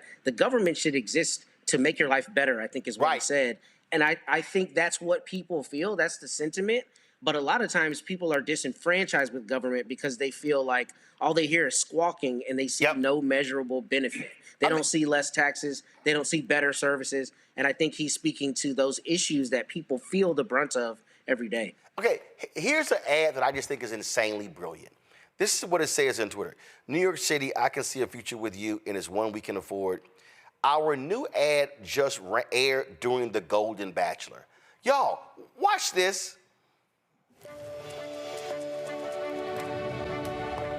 You deserve better. You deserve to be able to raise your family here, to be safe, to travel where you need to, free of costs and worry. You deserve someone who works as hard as you do, who thinks about you, every second of the day. That's the kind of mayor I promise to be. New York, will you accept this rose? Paid for by Zohran for NYC. Oh, I'm telling you, a consultant will be like, you're going to run an ad as if you're dating the voter? Brilliant! So I think that deals with, now, I don't watch The Bachelor. No. But here's the whole deal. The Golden Bachelor is a show where I think the person hold up, because just you don't watch it. I think the person is like 55. The person is like 60 or older, and they're they're dating, and so how they pick the woman is if they hand them the rose. Hand them the rose. Dude, yeah. I'm telling you, with it. I just don't watch it. The political consultants, this would not fly in 99% of the races. Right. No, I'm familiar with the show. I was saying I just don't watch it. However, he aired that during the Golden Bachelor. So the way it rolls out, right, is similar, from my understanding, of how it looks on the Golden Bachelor. Okay, so then he comes with the rose, things like this. So when you have somebody watching a particular TV show, when they see an ad that looks similar to the set and the format of the TV show, it keeps them engaged, right? So they don't even realize, hey, it's a political campaign that I'm looking at right now. But yeah, you're right. That's not something that the average consultant, especially a lot of these white consultants, would advise their candidate to go with. So he's breaking the norms, and it is resonating with people. Once again, my degree's in marketing. That is a stroke of genius, right? And let me say this here. So Akim Smith put in our chat, buy into style, not substance. Akim, you're stupid. You literally don't know what the hell you're talking about. We have literally been talking about his campaign and substance.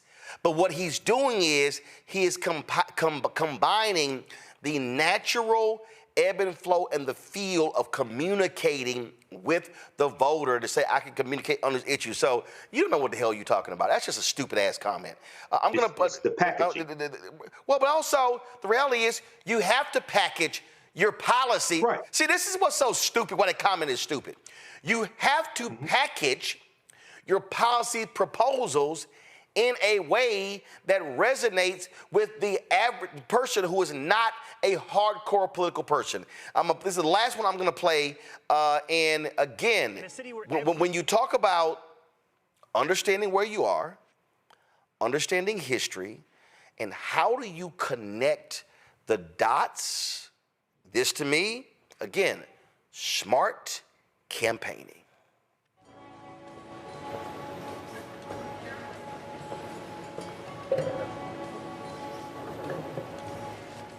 When Earl Manigault stepped onto this court at 99th and Amsterdam, the world stopped to watch. In a city where everything is contested, even the contrarians agree. No one dominated street ball like Earl did. He dunked backwards 36 times in a row for a bet. He could take a quarter off the top of the backboard. He had the double dunk where he'd dunk it and then he'd catch it and dunk it again. Manigault's nickname was the GOAT, but talent never made him arrogant. He was idolized as much for his kindness as his ability to dunk. That's part of why his memory lives on today. Unlike many with a gift, he never believed his hype. While the GOAT might have been on a level of his own in the 50s and 60s, his greatness faded fast after he developed a debilitating heroin addiction. He recovered, then relapsed, served time in prison, and ultimately left New York. The man who Kareem Abdul-Jabbar called the best basketball player of his size in the history of New York City never made it pro. Towards the end of his life, the GOAT came home to Harlem. Before he died in 1998, he spent his final years counseling kids, teaching them how to play and avoid his path.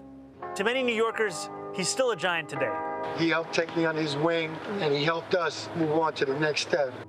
I don't dunk anymore, but I still have a couple of moves left, you know. There are countless New York stories like Manigault's. Brilliant minds, incredible athletic talents, lost to drugs or crime or alienation. It doesn't have to be this way. City government can foster supportive environments for our kids, and we can build spaces that give them opportunities to grow. As mayor, I'll increase access to sports, mentorship, after-school, and summer programs. We'll expand SYEP, or Summer Youth Employment Program, which builds confidence for young people and lowers chances of felony arrests by over 20%. And we'll tackle youth violence with safe passage and greater school-based violence prevention programs, mental health services, and school counselors. Here, at a park that many still call Goat Park, I can't help but think of something Manigault said. For every Michael Jordan, there's an Earl Manigault. We all can't make it. Someone has to fail. I was the one. With all love to the GOAT, I don't agree. This is the wealthiest city in the wealthiest nation in the history of the world. It's time we all make it. Again, smart campaigning, you take a historic, well-known figure. A consultant would say, no, we're not going to do something talking about a guy who was a drug addict. Oh, no, a guy who failed. We're not going to do that. No, he takes the story, New York City legend, and lays out in that 2-minute and 24-second video policies dealing with mentoring and other types of programming. Again, this is where I'm saying this is why he's winning. For all of these weak-ass, impotent, scared Democrats who look, oh my God, he's a socialist. Oh my God, I can't endorse a socialist. There's a reason he's winning. And I dare say he's going to kick Andrew Cuomo's ass. Yeah, you know, that's... Hold on, no, that's for Matt. That's for Matt. That's for Matt. Oh, I'm sorry. Yeah, I mean, I'll just say, you know, the establishment candidate isn't gonna prevail when this guy's talking to the people. I mean, that's ultimately what it comes down to. And I think that this is a really important point because we don't think about it, but I think your point earlier about the blue suit and the red tie, I mean, that's like so common fare. We don't even think about the fact that some consultant is probably saying exactly what you're saying. No, you can't break the mold. You can't break the mold. And here's what it is, right? Fortune favors the bold. So if you're taking that step and you're approaching it differently, clearly something's working when you have 75,000 volunteers for your campaign. I don't know about what the numbers will ultimately look like, but I think it's especially helpful when people are already probably distrustful of the old guard, like Andrew Cuomo, who's doing the same thing they've always done to the same people, speaking to the same people, trying to get the same votes. And he's talking to a much broader base and new entrants to politics. So I think maybe you'll be right in terms of the numbers, but even if you aren't right, if he wins, it'll be a testament to breaking convention and the value that can have. Quick break. We come back. We're going to talk about farmers with John Boyd. Here's the National Black Farmer Association. And boy, these white farmers, all the white, orange MAGAteers are aplenty. You're watching Roland Martin Unfiltered on the Black Star Network. Next on the Black Table with me, Greg Carr. An hour of living history with Dr. Richard Mariba Kelsey, thinker, builder, author, and one of the most important and impactful elders in the African American community. He reflects on his full and rich life and shares his incomparable wisdom about our past, present, and future. African genius is saying that my uncle was a genius, my brother was a genius, my neighbor was a genius. I think we ought to drill that in ourselves and move ahead rather than believing that I got it. That's next on the Black Table, here on the Black Star Network. Farquhar, executive producer of Proud Family. You're watching Roland Martin Unfiltered.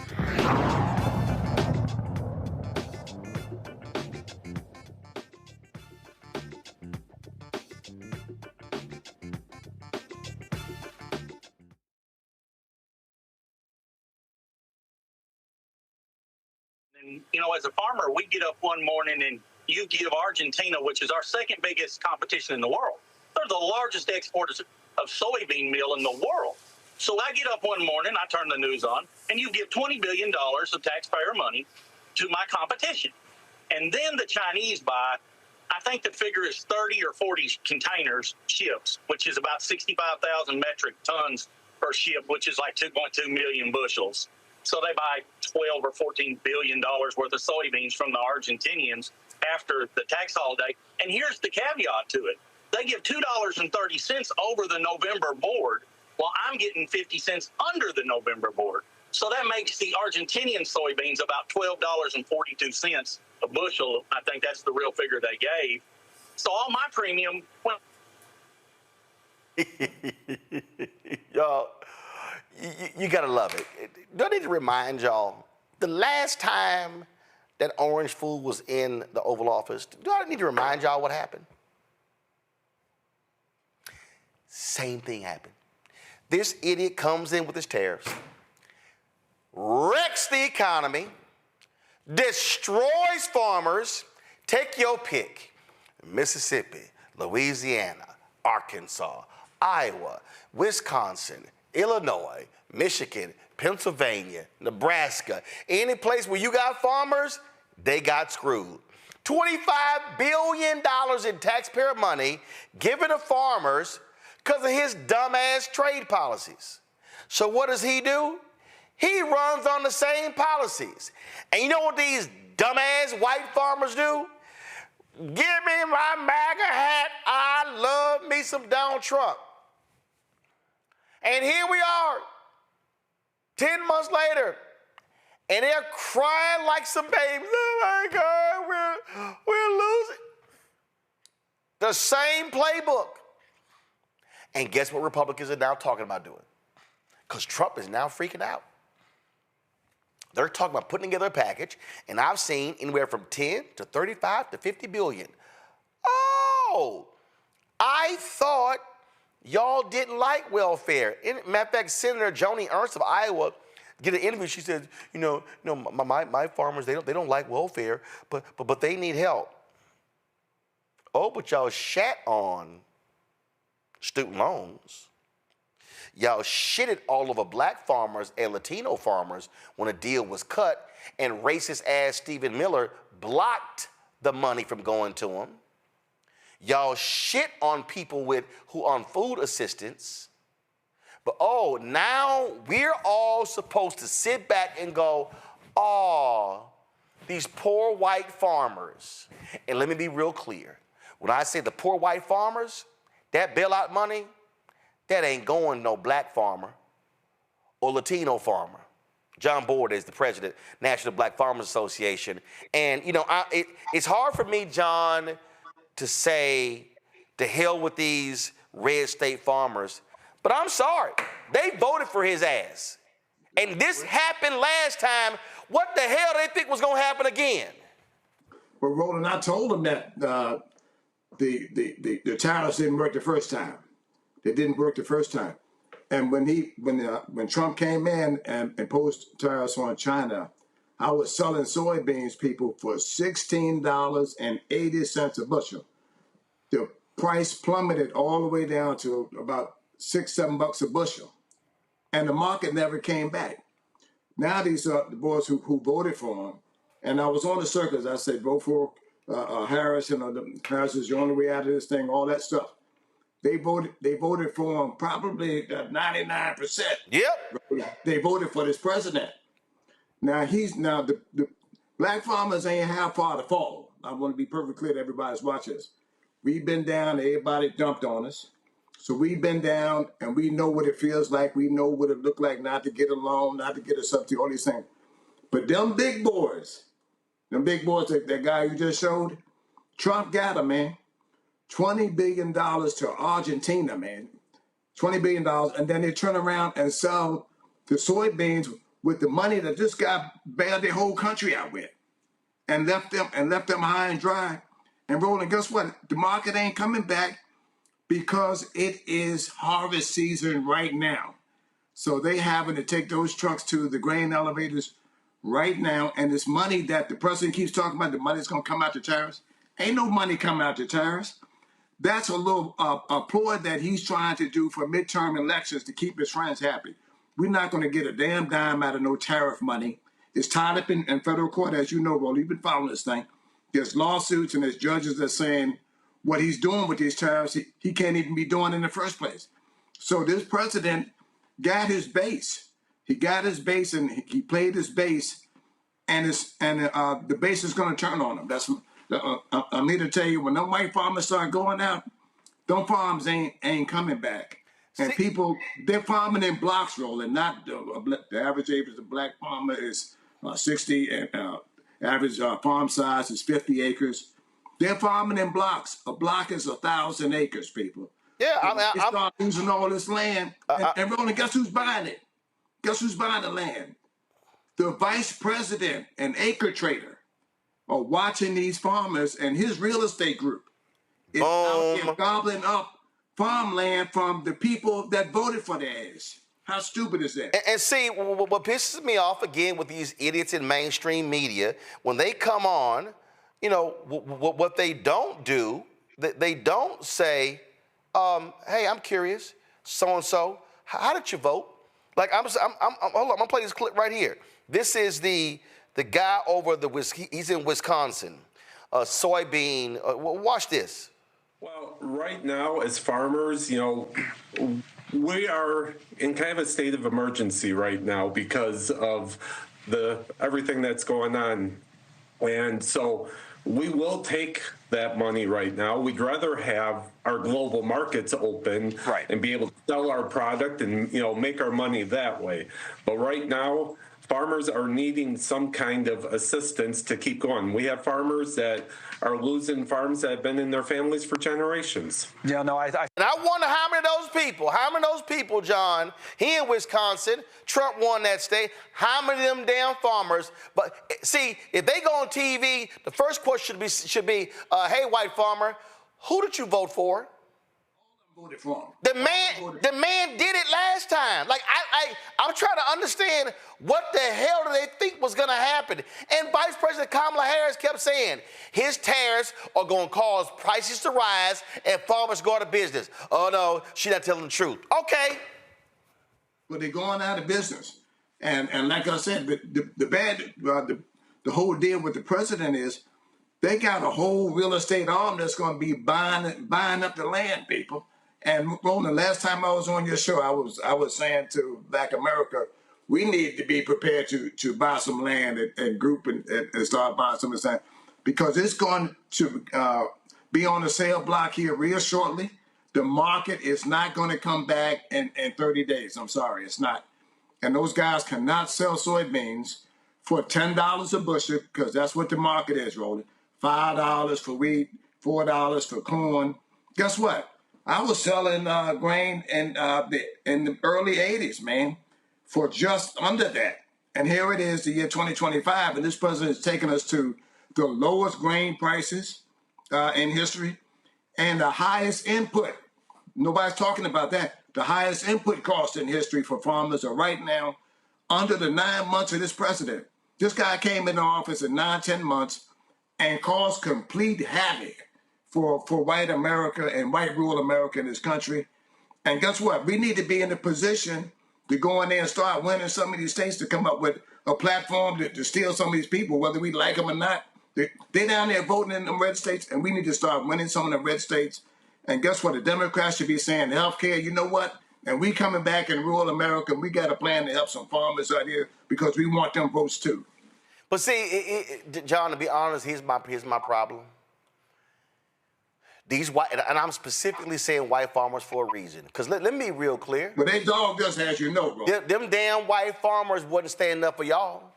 They dogged it. Them damn white farmers, they weren't saying Stephen Miller is unfair, blocking that $5 billion going to black and Latino farmers. No, they wasn't saying a damn thing. They were like, that's y'all Negro farmers. We don't care. But see, so my problem is they want Democrats to now bail them out.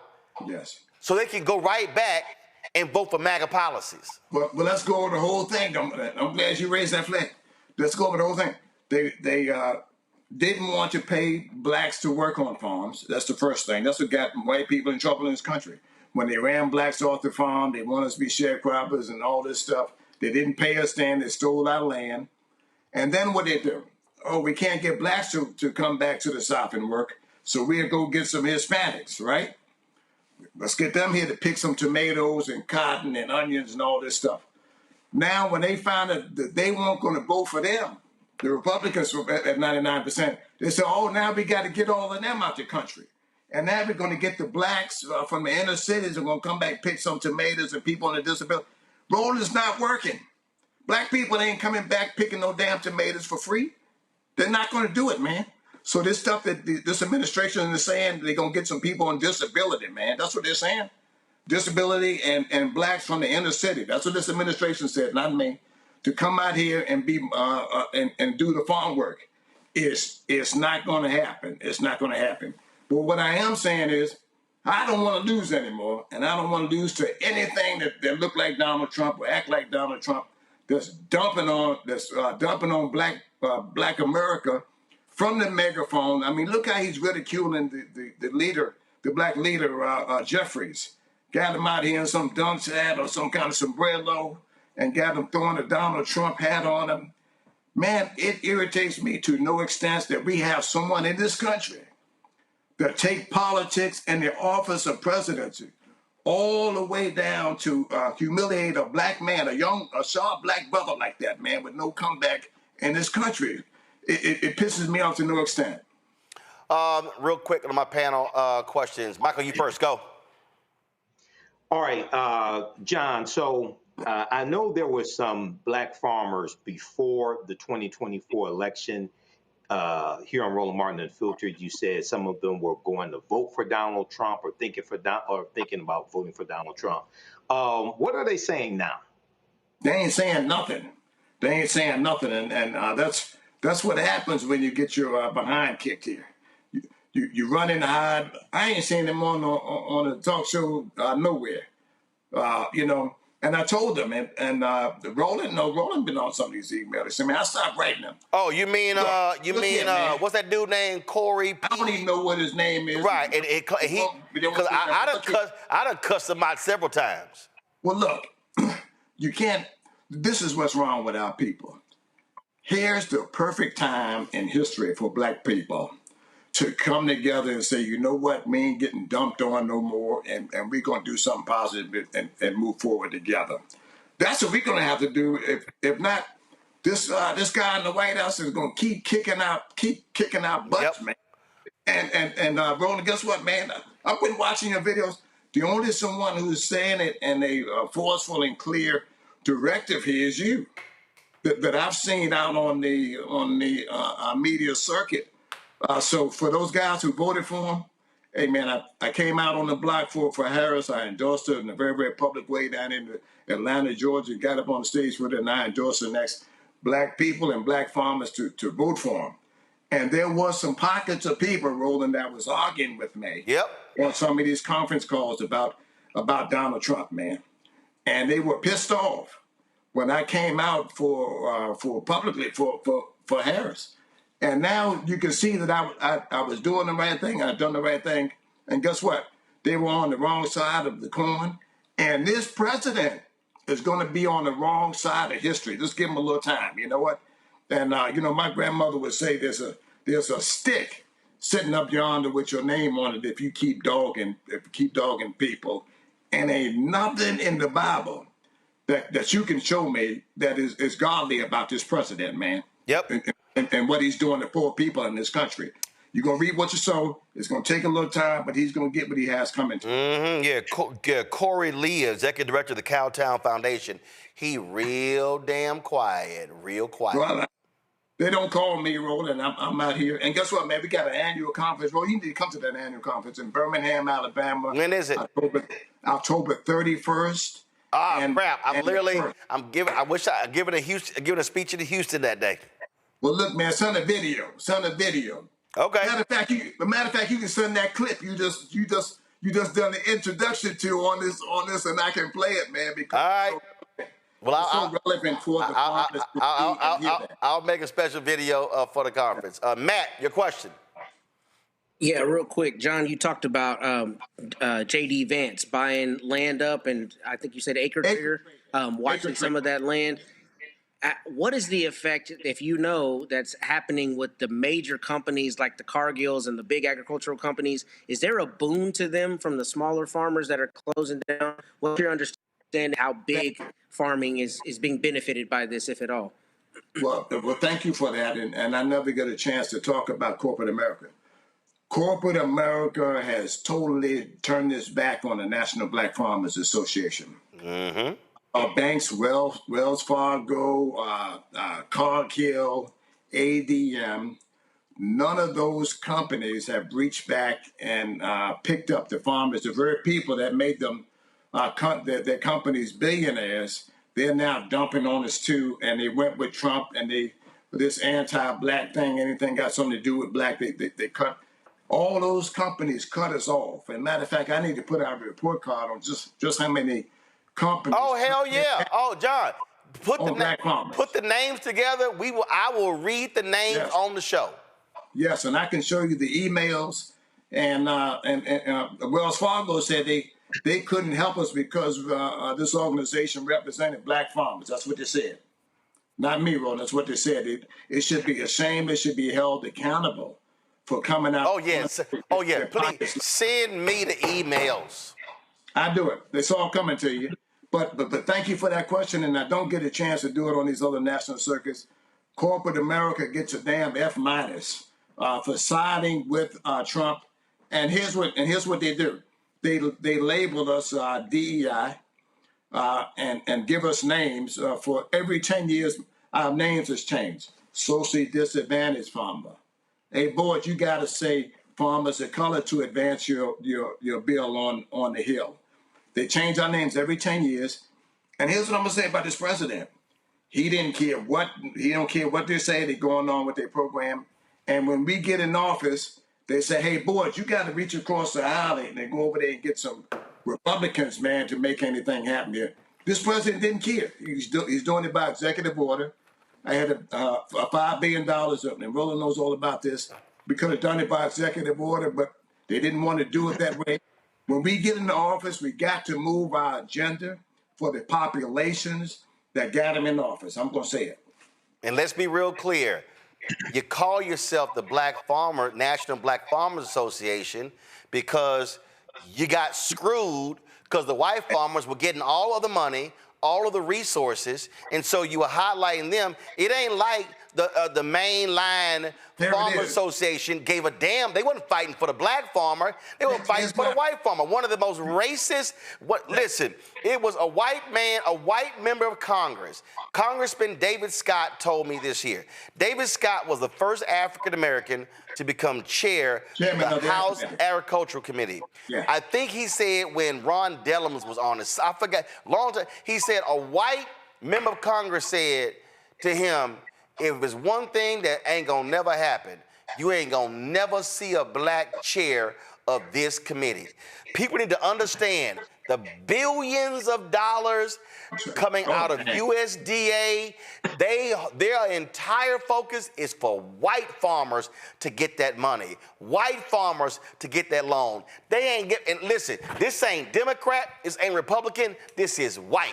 This is about that, and that's why Marcia Fudge wanted to be Secretary of Agriculture, and Biden didn't make her. He should have, and he put the former governor of Iowa. Hell, wasn't that his third time being Agriculture Secretary? Man, Bill, we didn't want Vilsack. I didn't want him. Yeah, Tom Vilsack. So people need to understand. On your show and talked about that. People need to understand. USDA actually, y'all, has the largest bank in the federal government. Y'all, income. That's right. Y'all don't even understand how much money is in the USDA. $1 million for the top 10%, and white farmers receive $1 million a year annually. And they call it, when black people get on the program, all this welfare, all this stuff, white farmers get $1 million per farmer, the top 10% in the U.S. Farm Subsidy Program. The average subsidy to a black farmer is $200. We're not even on the same wavelength, with our farm subsidies in this country. All this money that went out to white farmers, and they've been getting it for years. And we formed the MBFA because guess what? They was out here calling me a nigger, the man who worked there. They was out there spitting on me. They was out there seeing black farmers one day a week. They was tearing my application up and throwing it in the trash can. They don't want to talk about that. They don't want you to say anything about black. They want you to get away from it, but they want to give it all to white farmers. They want to bring white farmers in from South Africa and give them our land out of inventory. I say over my dead body, Roland. I'm telling you right now, somebody's going to have to take me out of here if they give us them white farmers from South Africa our land. Yep. They brought them here, gave them a path to citizenship, and now this president's talking about giving them homesteads and farms, things they've never done in this country for a black man. They brought him here because solely based on what?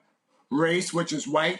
but they don't want to do a damn thing for you, for black, and they don't want to give us our land out of the inventory, that $5 billion for debt relief. They don't want to do it.